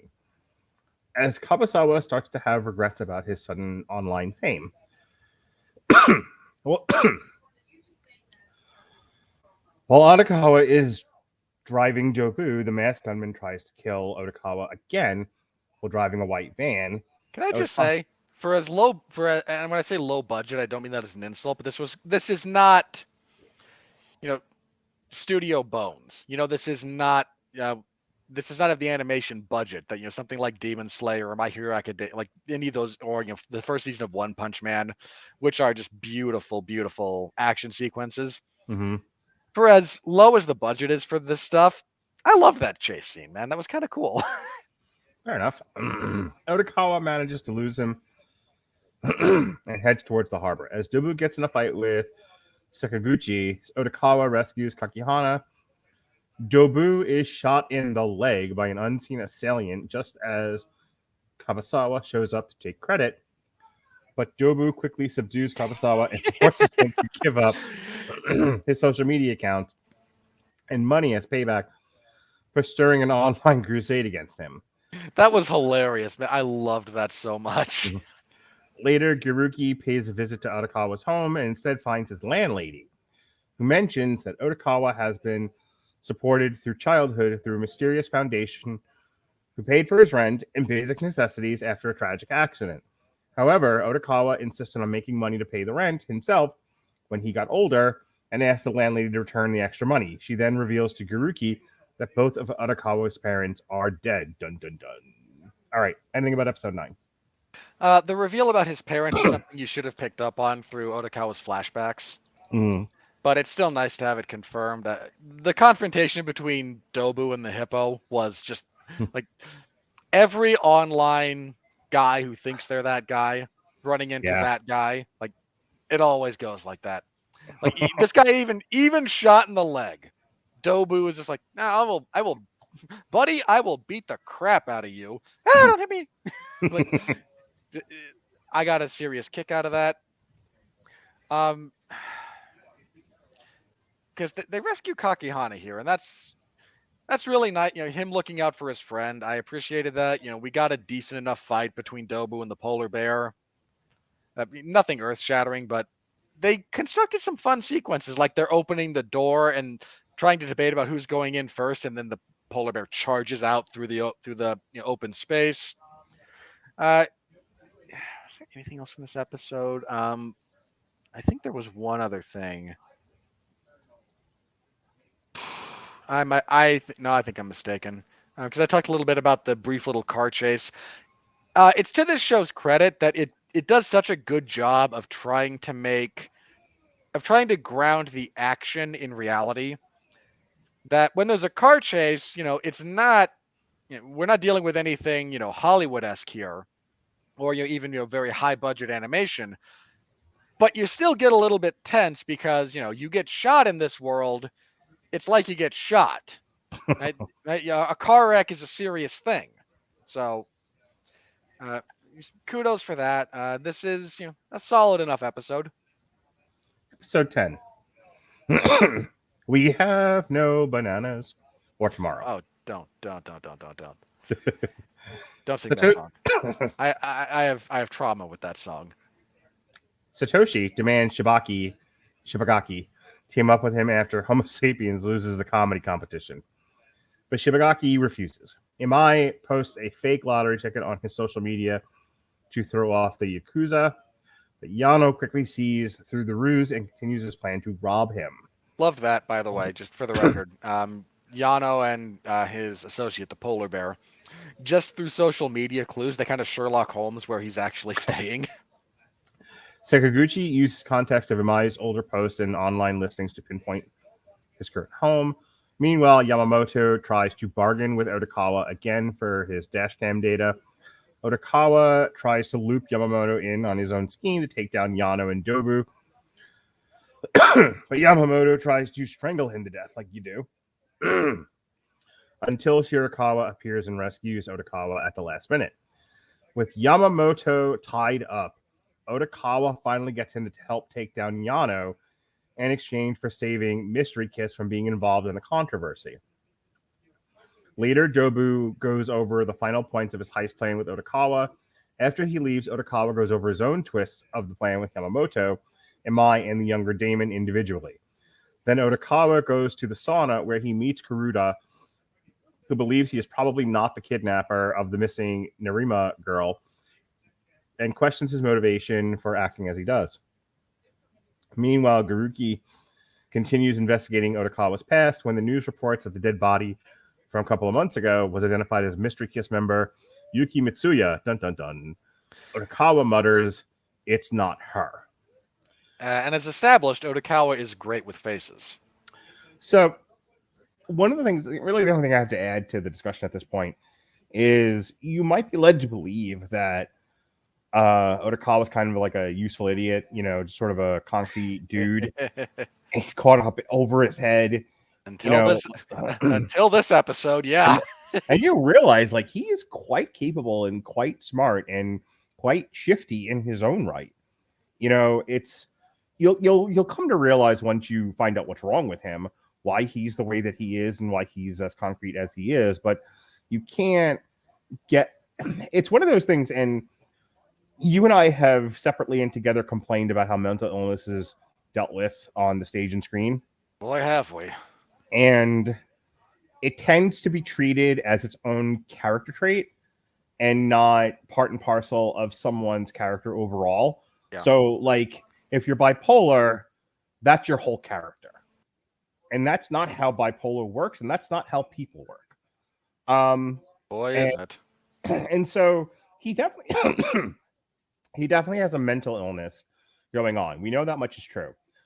But they don't say because he has a mental illness. It's like your grab bag of mental illnesses in Hollywood are paranoid, schizophrenic, murderer, psycho Freddy Krueger, or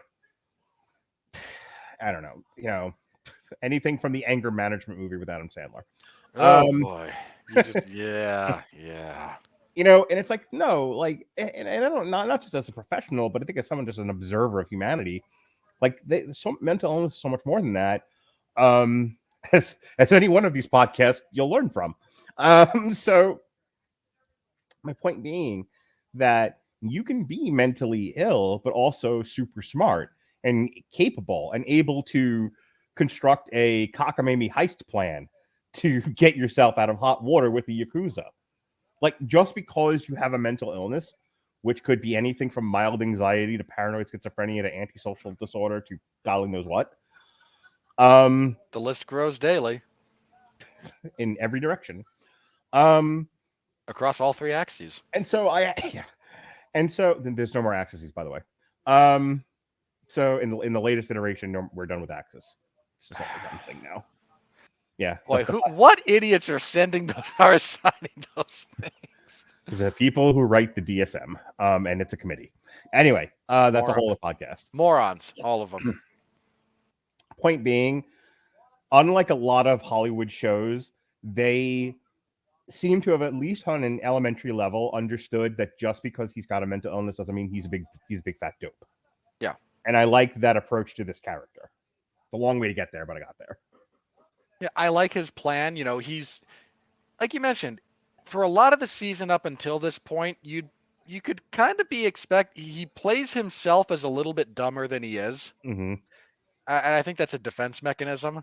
Sure. Like, if you think I'm not as smart as I am, then you'll drop your guard just a little bit. If I act like a potato, you won't be interested in me long enough to get me into trouble. Yeah. And that almost works when he, is nearly killed by Yamamoto. It almost works till everyone wants mashed potatoes. Yeah. And there was a moment there when he's being strangled like that you kind of go, how's he going to get out of this one? Like, and not just how, but is he? We're down to the last handful of episodes, and it wouldn't be out of character for this show to actually kill him here, mm-hmm. and then have the last few episodes wrap up in his absence. Like that's a thing they could do. How very demon cry baby people. A little bit, but it's one of the ways you can put your hero in peril and have it be believable. Put it near the end of the show, and have established a wide enough world that you want. Like, if he does die, I want to do that again. How very too old to die young of you. Okay, fair enough. All right, go. So I liked that, and I liked her. I liked Shirakawa saving him. The jokes before about her capoeira notwithstanding, she's able to take down the big. She takes down the fox, and he gets on board to.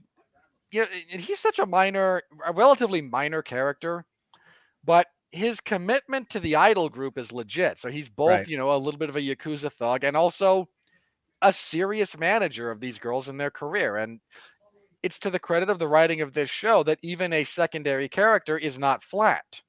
Right. He could have just been a thug, and he's not just a thug. Let's see. Gariki's still trying to figure out what's going on with him, and I liked that. He's the right character to be the one looking into this, like genuinely trying to figure out, this guy's my patient, he's my friend, and I know something's up with him, but I need to know what specifically, and I would like to help him, and this is the way I'm going to go about doing this. Right.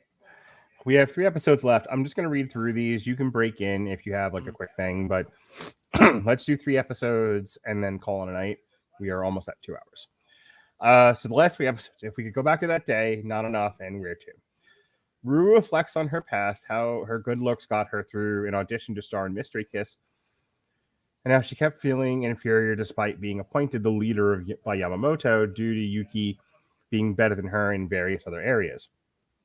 Oh, boy. Yeah. So the plot thickens. After demoing for another producer, the man decided to make Yuki the leader. Rue called Yuki to meet with her in Yamamoto's office to convince her to relinquish the lead spot or kill her if she refused. But she arrived to find Yuki dead already. Rue and Yamamoto worked with Yano to dump Yuki's body in the harbor. But she spit him back out again. Sorry. There's your Wire reference, everybody. Well, we weighted him down pretty good. We got earlier references to The Wire in this show, but true. And replaced her with another girl who looked similar, but Yuki's body was found in the present. The repercussions echo across the area as Mystery Kiss is forced to hold a press conference apologizing for the real Yuki's death. Jobu fears that his heist plan might be undone, and Amai becomes depressed that Mystery Kiss Christmas special might not happen. Meanwhile, Baba abruptly decides to end his partnership with, this broke my heart actually, with Shibagaki on the day of their losers bracket performance. Yeah, Mark, that reminds me, I have to talk with you a little bit. Okay. That joke would hold weight if I booked a podcast without conferring with you first and leaving you out and you not throw a tantrum. On the press conference about Yuki's death, Yamamoto admits to replacing Yuki with Sakura when she went missing and reveals Yuki's father is famous comedian Danraku. As Yano and Sakaguchi drive to the bank with Imai, Jobu watches them from a nearby van, and the elder Daemon pays a visit to Odokawa. Elsewhere, Yuruki continues digging into Odokawa's past, learning that his parents died when their van crashed into the river as a double suicide, and Odokawa swam to safety on his own. Episode 12. Not enough. Jobu's odd taxi plan goes into action. That's the name of the show. That is the name of the show. Yano's... I need to briefly mention one thing. If you're observant, and you have to be really observant to have picked this up, I only picked it up after the fact. You can pinpoint when the Mystery Kiss members change, because while they're both black cats, their whiskers and cheek pouches are not the same. And that's which is kind of how, I imagine that's how Odokawa knows, like, oh, no, you're not that one. Jobu's odd taxi plan goes into action as Yano's van is packed full of suitcases with fake money, while Jobu gets the remaining 9 cases of real money from the bank.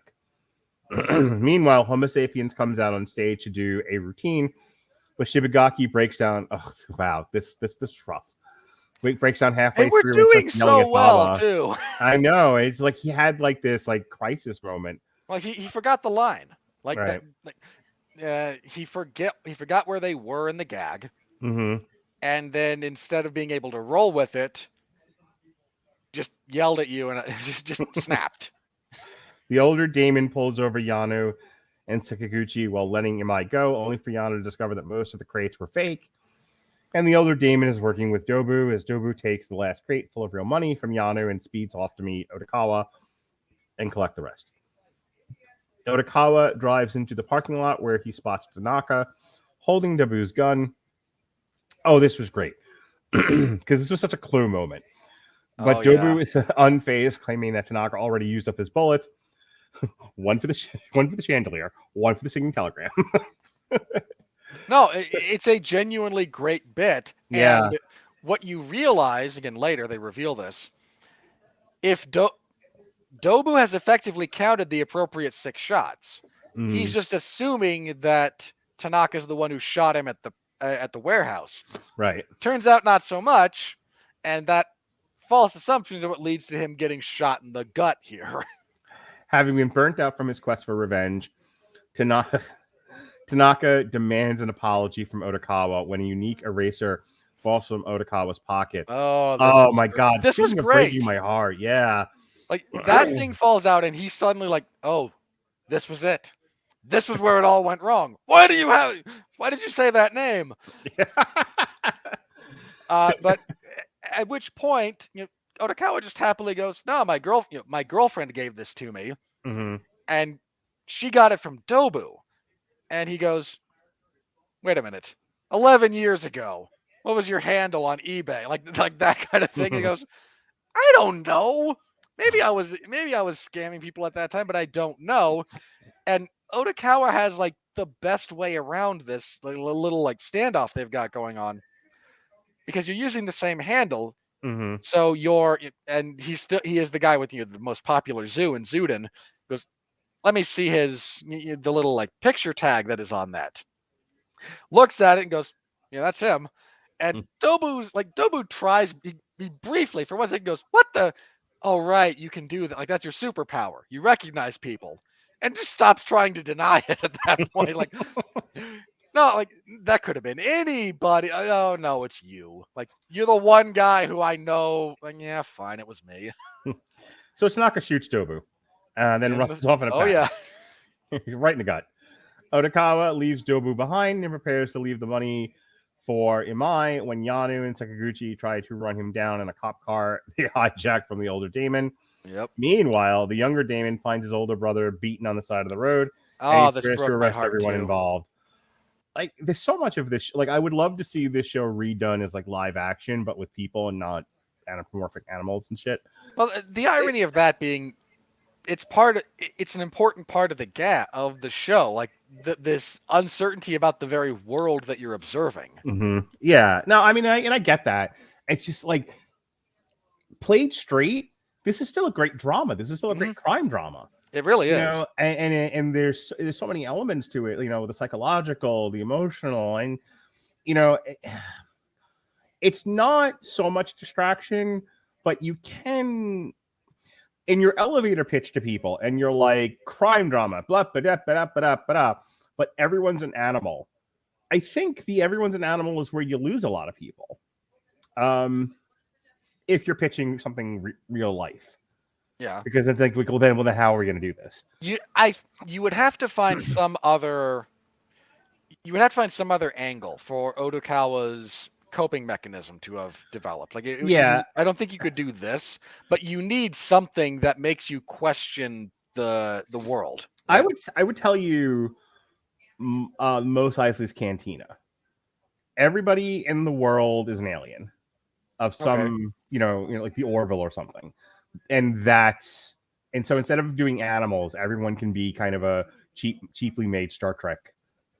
Here's your Klingons. Alien. Here's your Cardassians. Yeah. Here's your Wookiees. Here's Right. your And everyone sells it, and nobody calls it out, but that's the visual until we get to the next episode, and you suddenly realize what this really is. But I think that's how you elevator pitch this to somebody if you wanted to do this in real life. There's a great little bit that, again, if you're paying attention, you've noticed. One of the ornaments on the rearview mirror for Odokawa is this little duck charm. Yeah. And they've shown it a few times, but you don't quite know what it is. He's got a few things up there. Then when the brothers are confessing to each other about what's going on, Mm-hmm. and the big brother pulls out that same charm, talking about when his parents died in that when their parents died in that car crash. Suddenly, that you start to like, oh, when we were done being on that, this was our like graduation gift, as a reminder of what. And suddenly that thing that Odokawa was lugging around, he knew the whole. He was lying about. My parents were gone. I don't know where they are. Like whether he's convinced himself that it's a lie or he's just lying out of habit, you're not quite sure. But he's still carrying that thing around, and it just keeps kind of clicking a few things over in your head. But the brothers talking to each other about where one of them went wrong, where the other didn't. That's some genuinely good stuff. All right, last episode, and then we're gonna do a quick wrap up and get out of here. Where to? The opening of this, like the first 5 minutes of this episode, are heartbreaking. The highway chase ends with Odokawa's taxi running off the bridge and plummeting to the river. I legit thought he died because I knew like this was a self-contained thing. You could kill him if you wanted to. It would have changed nothing. And so I legit thought he was dead. Somehow all the major characters end up on the shore to witness it. Garuki picks up Shirakawa on the way to the harbor and tells her the truth. Odokawa has been suffering from a mental condition called visual agnosia, caused by executive dysfunction. In flashbacks, it is revealed the inhabitants of this world are not talking animals, but humans. Oh my god. Again, not to reference The Wire too much, but I totally heard like the end credit montage from every season of The Wire over this one scene. Down in a hole, baby. Down in a hole. Odokawa, a shy introvert child abused by his alcoholic, neglectful parents, always felt closer to animals than humans like you do. That is a very common thing. I am much closer with, personally speaking, like I much prefer animals to people. Your spiritual godson, Jonas, his behavior distinctly changed for the better after we got a dog. And his need to be around animals as perceived by his mother and I became that much more apparent. I think people who struggle socially absolutely, seem to do better when animals are present. I think that's psychologically sound. Yeah. But anyway, his whole backstory, man, like the way they talk. I mean, again, you've kind of picked up at this point that we're seeing that something is wrong with Odokawa in terms of the visuals of the world. His flashbacks are all to people. There are another big clue. There are pets. Right. And one would assume that if this world had developed genuine you don't see a lot of anthropomorphic shows like this that have, dogs and cats in their feral state. Right. or domesticate. Like that's just not much of a thing that's done. Well, it's hard because what it's like the Family Guy thing. Why is Brian a human dog, but he interacts in a world where dogs are dogs? And it's never more clear than the crossover episode with The Simpsons, which I just watched recently again. And it's just like, Santa's little helper is a dog, and it's doing dog things. And there's Brian just like ridiculing him. Well, Brian does that to other dogs in the Family Guy universe, Right. too. Yeah, there's the whole, maybe that's why they had him tied up. The dog mangles another dog and a woman and a cop. Anyway, let's move on. So, after the murder-suicide when his mother attempted to drown all of them in a car, he developed this condition to see everyone as various animals. This could also be described as like a traumatic coping skill. That line that he has in his journal there, that like, I'm so glad I became a walrus. Yeah, sure. Like, that's just that's what I was squeeze talking the about. heart. That's what I was talking about before, about like, when you're traumatized, you do develop various coping mechanisms and skills. And, it's not the weirdest thing in the world that someone would decide in order to cope with the world that makes zero sense and hurts you, everything's animals. And that soothes me and it's able to make me function. It's also why, like I said at the beginning, when the doctor's not really calling him out on it, it's like the doctor probably recognizes that, he's got the object of mental illness treatment is to get you to function, not to cure you. Some of this is incurable. Yeah. But it's to get you to be able to function as a human being and add to the, the greater good. The greater good. Stop that. Anyway, he developed this condition to see everyone as various animals. Shirakawa dives in after Odokawa and saves him after he wakes up. He was down there for like an hour and a half. I don't know how this happened. Again, you have to. There's a lack of understanding of the time progression here because it's not all 1-to-1. I get it. He sees everyone as humans again and slowly gets used to reality. Meanwhile, Rue is arrested on suspicion of murdering Yuki, with Yano, Yamamoto, and Sakaguchi arrested as accomplices in hiding the body. It is revealed the younger Damon was the one who shot Jobu in the leg in episode 9, which is why he assumed Tanaka had used up all of his bullets. Yeah. Imai shows up in the hospital giving 100 million yen saved from the river to Odokawa. He visits Kuruda in the sauna, realizing he has been the one supporting orphan children. I and he love gives that him the money. scene. Yeah, that's real. That's like such a great Odokawa was scene. such a good dude, Yeah, I mean, even he's talking to this yakuza guy, and they just have a heartfelt conversation about you might be a yakuza guy, but it's established that his one rule for all of the people in his area is you don't kill anybody. You've got a bit of honor going on here, and you might be a bit of you might do illegal things, but here's this one thing you're doing that is good, that has benefited me and others like me in my situation, and I would like to pay that back and make sure it keeps going forward. The actor who played the main gangster in seasons 1 and 3 of The Wire, Wood Harris, I think his name is, this reminds me of when the old crook is asking them for money for the boxing gym, and he and he's like begging practically, and Wood's like, just fucking give him like twice that amount. Like, what are you crazy? Like, yeah, whatever, man. Help the kids. I'm glad you're doing it. Somebody has to. It's the idea of like so much of not to say that like the mob is something that we should think is wonderful, but the mob is made up of people who act like people, and not all of them are all the way bad all the time. And so the idea of 100%. like a gangster like thinking it's a good idea to have an outlet for kids. Not every kid's going to be a drug dealer either. So, some of them should grow up and become boxers and basketball players and football players and accountants and doctors and lawyers. Not necessarily in that order. And I think like the tacit recognition of a gangster is portrayed in The Wire or a gangster is portrayed in Odd Taxi is that, we should give and we should take care of children. Plenty of them will be around to do our bidding. That's just the way life goes. But the rest should be taken care of and nourished and moved on to do better things. Actually, I think I remember reading like something or watching a documentary that they were gangs were sending kids to college because they actually needed lawyers and accountants to run the gang. Wouldn't shock me one bit. Anyway, moving on.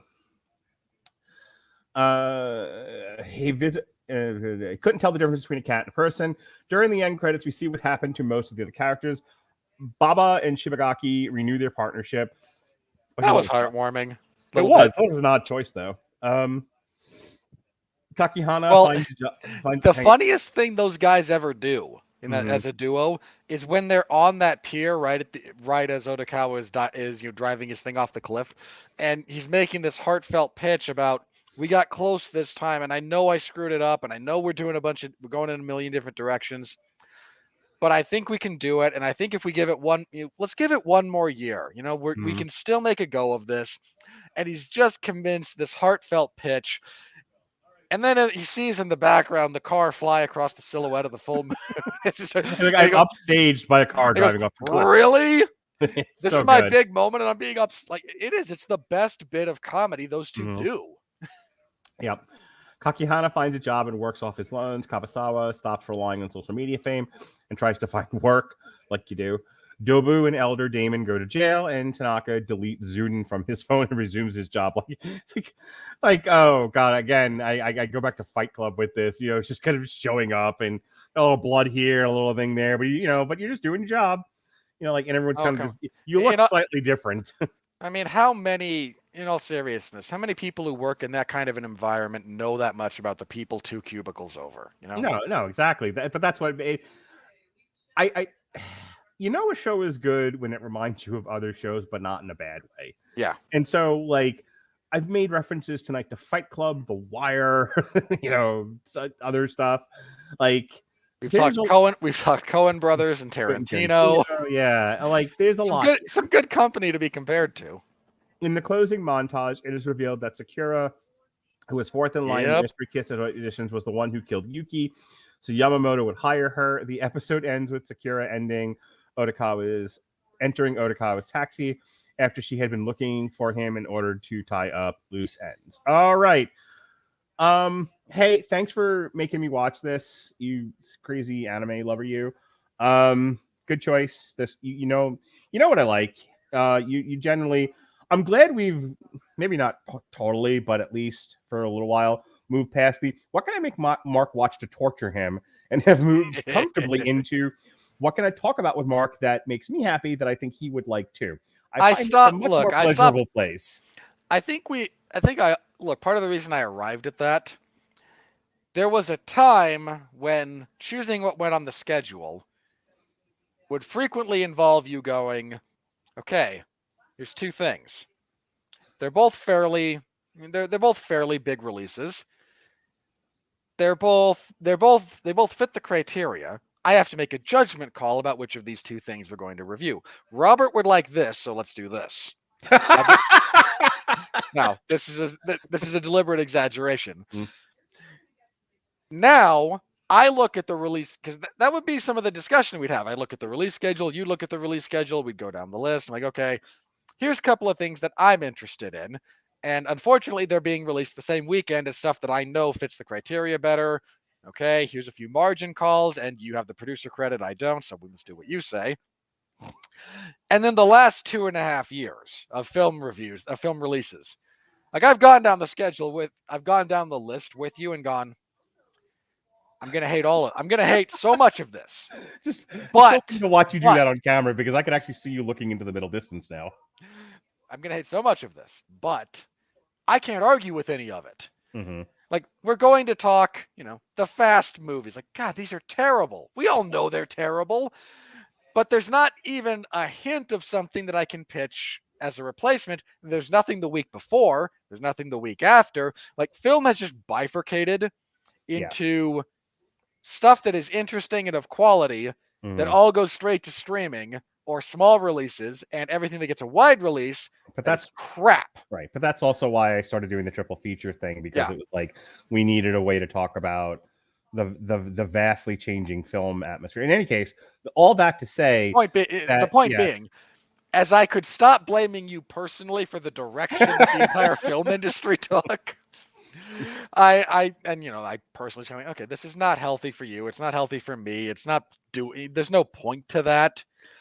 So let's find stuff that again, jokes aside, I understand that a lot of my guilty pleasures don't line up at all with what you want, but anytime that I find something that I find interesting, for the most part, I know you'll find it interesting too. So we can Yeah, and we this was a great pick. I really enjoyed this. It's not something I would have watched on my own, and so and that's the thing. And this will be the last thing I say. Then you'll have your piece, and then we're gonna just do plugs and get out of here because we're over now 2 hours. But I'm. What is the? Somebody was asking me today, like, what do you like? Why do you podcast? You get money from this? And I'm like, no, it's dedicated. The short answer, just so we can get to the point of this little tirade, is this is an hour or two of dedicated talk time about something I want to have a long conversation about. Yeah. Too often, the modern conversation is said in bites as you're passing each other in a hallway or at the aforementioned water cooler, and I hate that. I can't give you an opinion that's meaningful to me about WandaVision in a 5-minute as you're passing me, and really only wanted to hear me say, did I like it or not? And I don't, you and I joked at the beginning before we turned on the recorder tonight, about why I, in our own personal chat, started throwing cupcakes at people, little cupcake emojis.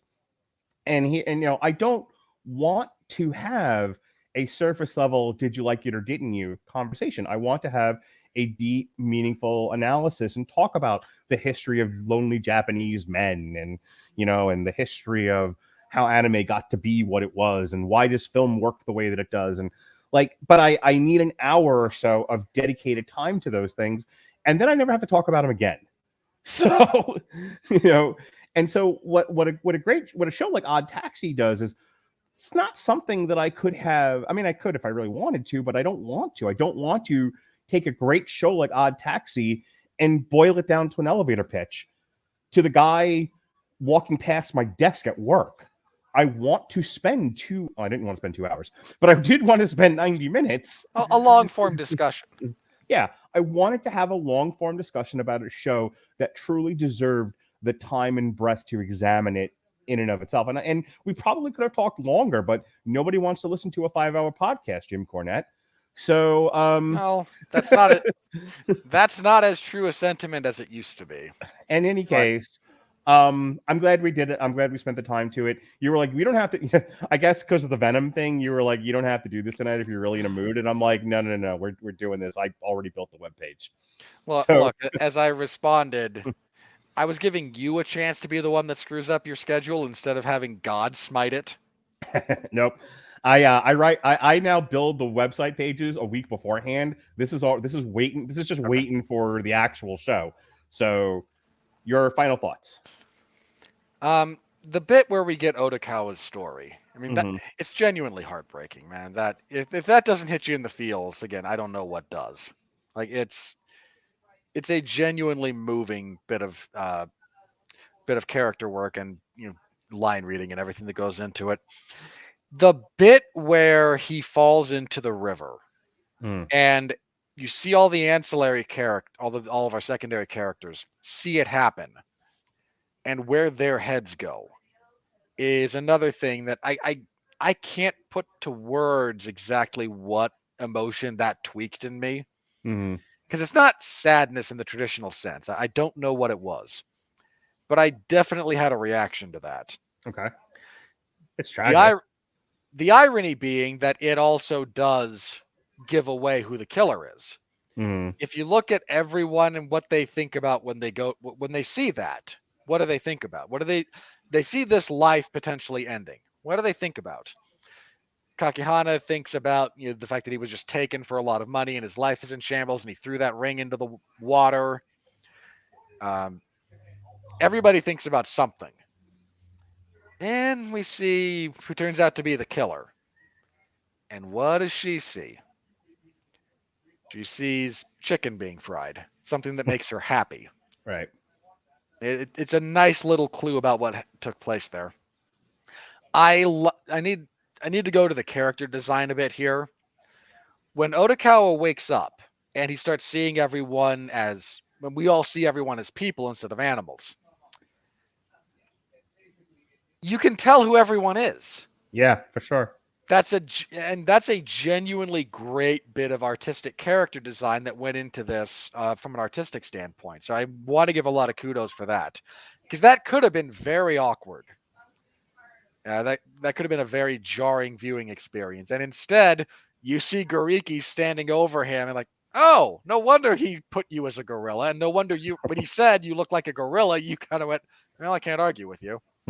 Like you see Yano when he's got the big spiky hair, and Imai Right. walks in, and like, oh, his dysfunction, the way he calculated all that in his brain, subconsciously, you can see why his brain made the choices it did. Yeah, within like the alpaca looks like an alpaca because she's wearing a scarf. So Yeah, it looks like wool around her face. Yeah, like it, and again, that's I can't say full on genius bit of writing, but it's certainly up there. I mean, it took some forethought. They weren't just like randomly assigning animals and people. Yeah, I mean, you think about the number of people who can't keep track of their cell phones, and then somebody wrote this. Right. The ending is one of those things that's you're either going to love this ending or you're going to hate it. Mm-hmm. You can either like and appreciate open-ended endings, things that leave stuff to the imagination, where does she kill him there in that taxi? Mm-hmm. He mentions before, I suppose I should go tell the cops what I know about what happened. Did he tell them that already? And he's running some kind of scam on her, so the other cops show up.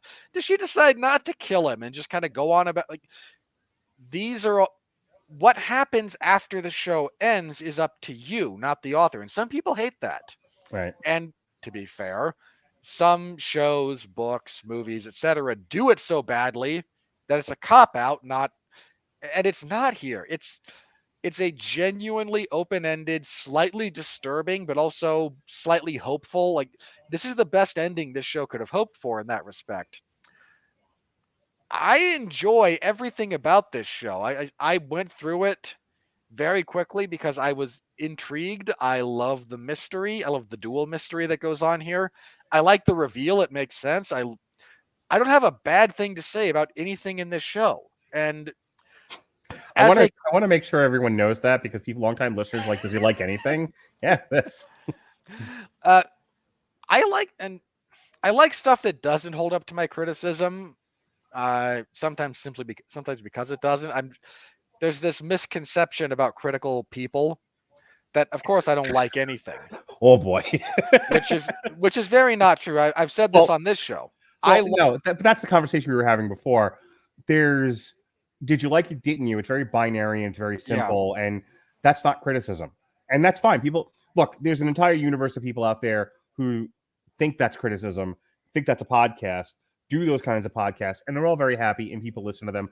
More people listen to them probably than listen to us. That's fine. I am really tired of arguing with the world and running up the down staircase and being mad I did so. I'm past that point. But for those of you who want criticism, like legit criticism, that's what we're doing here. And it's not, did I like it or didn't it? That's sort of immaterial. What is it? That is the difference. This isn't about, is it good or is it bad? It's about, what is it? And what is it takes time to discuss.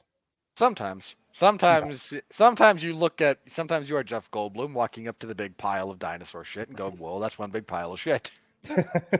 but you said sometimes it does, and I'm happy to have long form discussions. And again, just because you're a critical person doesn't mean something has to be perfect for you to like it. I like stuff that's not good. I know that. There's plenty of stuff we don't talk about that I just watched because I just liked it or I didn't like it. But I don't need to discuss what it is. Yeah, and I don't have a bad thing to say about pretty much anything that went on in this show. This show should be studied if you're trying to write out, especially like a mystery for either a season of television or a movie. Figure out, because it does everything right. It juggles all the different balls. You have red herrings that are both red herrings and not red herrings. Like the reveal that what he was talking to in his closet was just a cat. Like, that was great. Right. that's been one of the big mysteries. Like, there's a scene where when I think it was Little Diamond is in there going, I'm gonna take a look in your closet here, Well, and the the music gets insinuation is that ominous. he's harboring the missing girl at first. Yeah. Or or he's killed her and is talking to her corpse because he's Right. crazy. Like, there's all kinds of things this could be. And even when he sees it open, like, he has a moment of panic. Like, I don't know what that is. Right. Like, I'm lucid now, and I'm not sure what the Hulk did. That kind of thing. Right. And it's just a cat that comes out and meows at him, and the visible relief on the character as that happens. Oh, good. I didn't kill anyone. Woo. Oh, thank you. We've all had those nights, man. All right, Robert.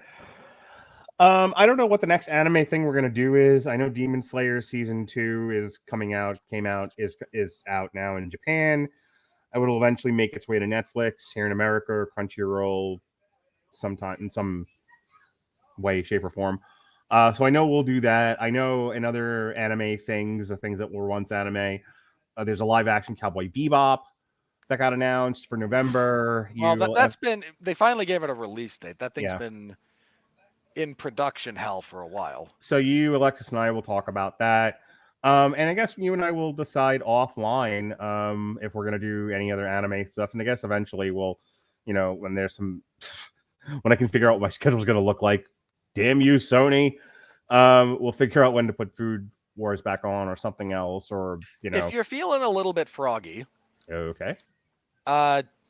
JoJo's Bizarre Adventure part, hang on. Phantom Blood, Battle Tendency. How many seasons is this thing? Well, God! Hang on, just hang on, because we keep tracking parts because part 1 and part Robert, 2. what's 1 + 1? Well, first the dinosaurs game. It's not the dinosaurs game. Season 1 of JoJo's is actually the first 2 parts. Okay. And they're radically different in some respects. So you have the part 1, part 2, 3, 4, part 6. So this would be season 5. Okay. Is scheduled to drop. It's going to be on Netflix, which is a little bit of a shock because the other stuff has not been. I mean, some of now. The current season, no, but they came up with the announced date of when it will be dropping. Seasons. The previous seasons, they have the first. I think they have the first 4 parts. I don't know if they have Golden Wind. All right. Either way, check out point JoJo's being, Bizarre Adventure. If you're feeling froggy, got JoJo's is a trip, man.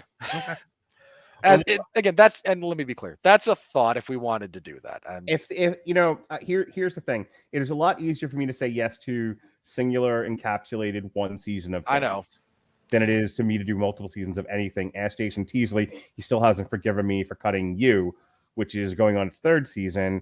But I cut it because I don't have time to watch multiple seasons of one television show with all the other stuff we're doing.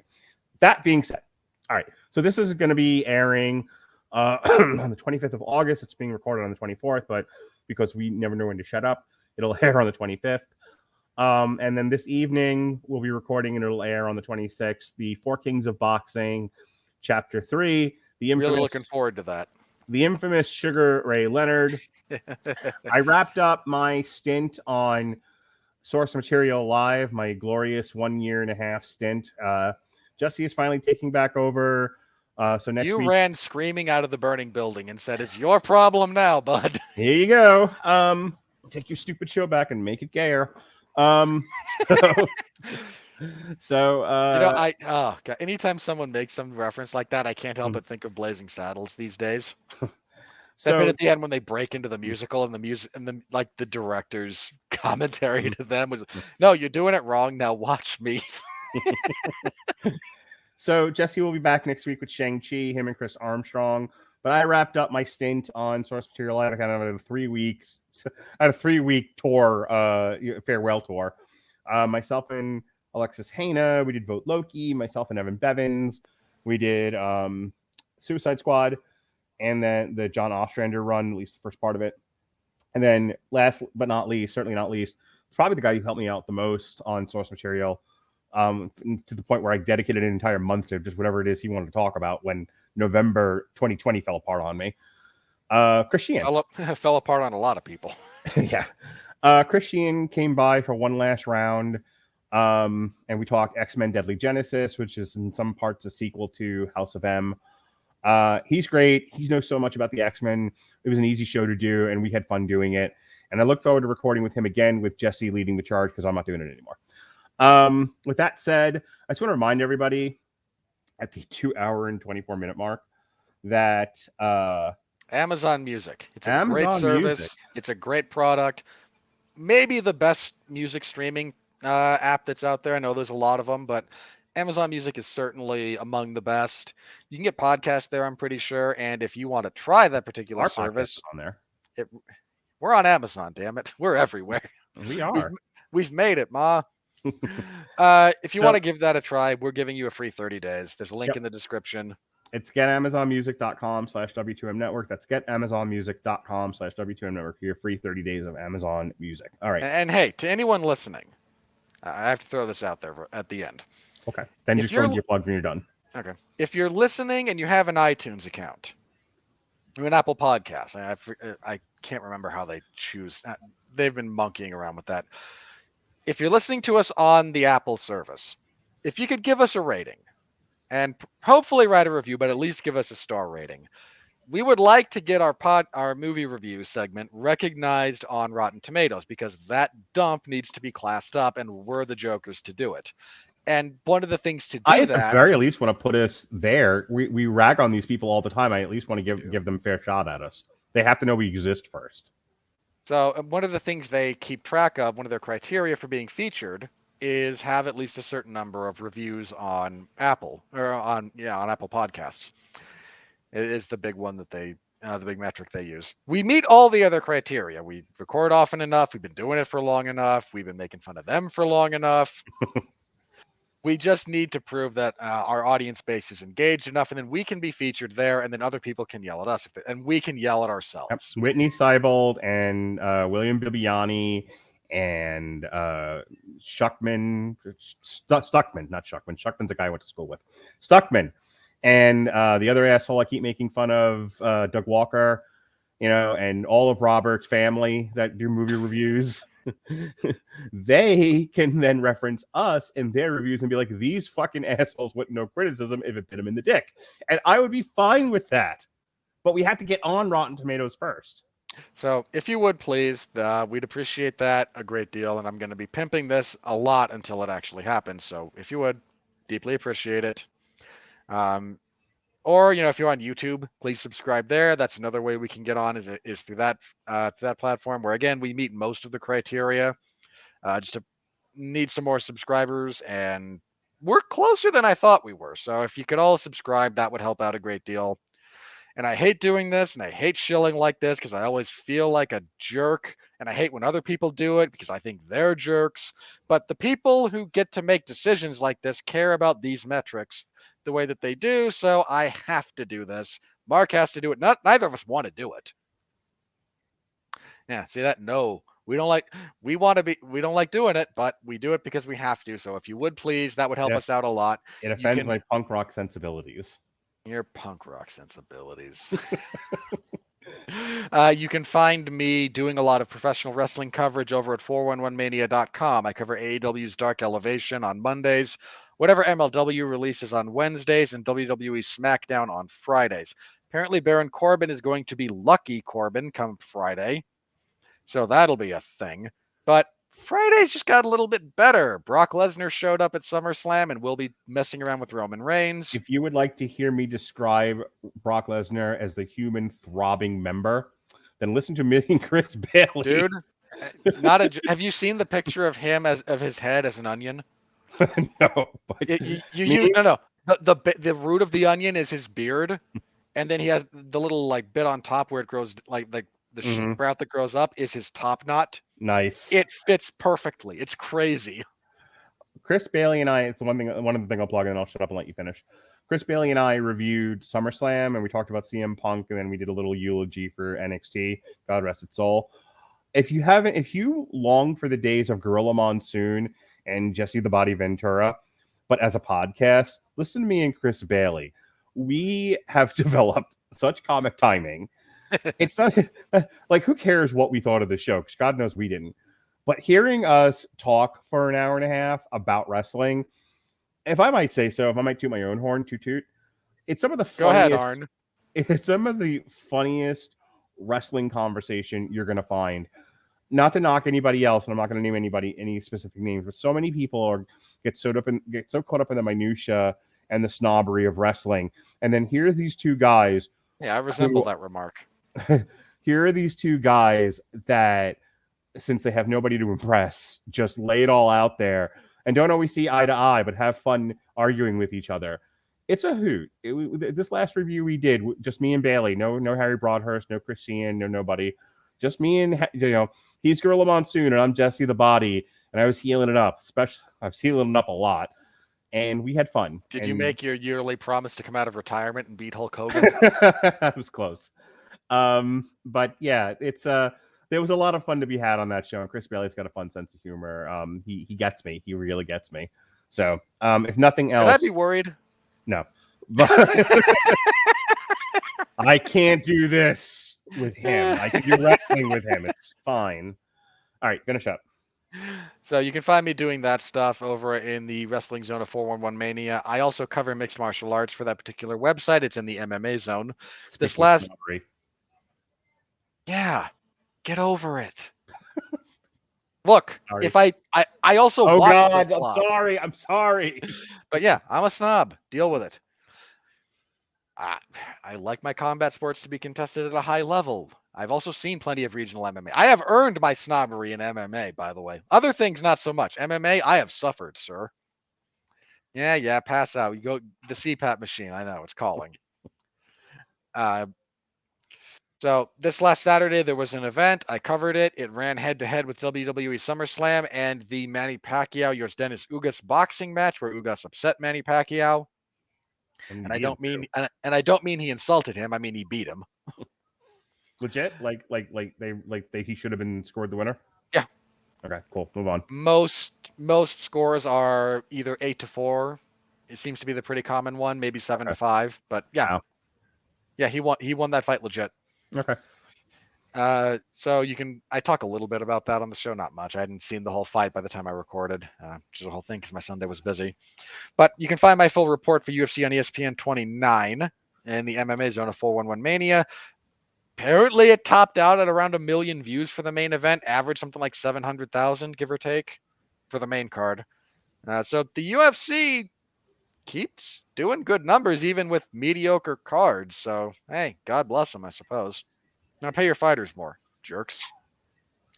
I also host the 411 Ground and Pound MMA podcast on Sundays. If you're interested in my thoughts on MMA in a slightly more deeper context, I get to go into stuff. You can find that wherever you're listening to this particular podcast. You can find it over there. So give it a search, give it a listen if you're so inclined. This Saturday will be UFC on ESPN 30. It is doubling as the finale for this season of The Ultimate Fighter. What? Haven't watched a single second. Not 1 second of The Ultimate Fighter have I watched because I hate it. But the main event is Edson Barboza and Giga Chikadze. So that should be a darn good fight. As you keep go ahead, keep we just mime various suicide attempts. So you can find me there. I previewed it on the podcast and I will be covering it on Saturday. Am I showing up? We have the Candyman review this next coming week. I'm looking forward to that. Mark. Yeah, real quick. Him and Sean did a 2-part survey of all the Hellraiser movies. He did a few years back. And the connection to Candyman being was Clive Barker. Clive Barker did some of the Hellraiser stuff. Clive Barker wrote the short story that became Candyman. Yes, he did.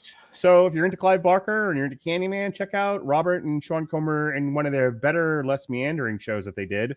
I wonder if Sean wants to redo a lot of the Long Road to Ruins. The ones he doesn't want to do are the Hellraiser ones. Apparently, you guys knocked it out of the park with those. Well, you'd know if you'd listened to the show, but I'm sure I did back then. I'm not. Yeah, we had a good time.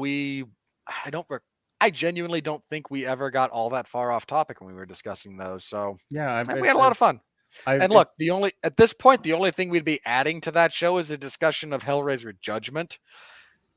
And the less said about that, the better. I mean, speaking of things you did in the yesteryear, so we got a whole bunch of Iron Man stuff coming up because of the Mandarin being repurposed and put into Shang-Chi, a different iteration of the Mandarin. I can't wait for the big twist to be that his actual father is in fact Ben Kingsley.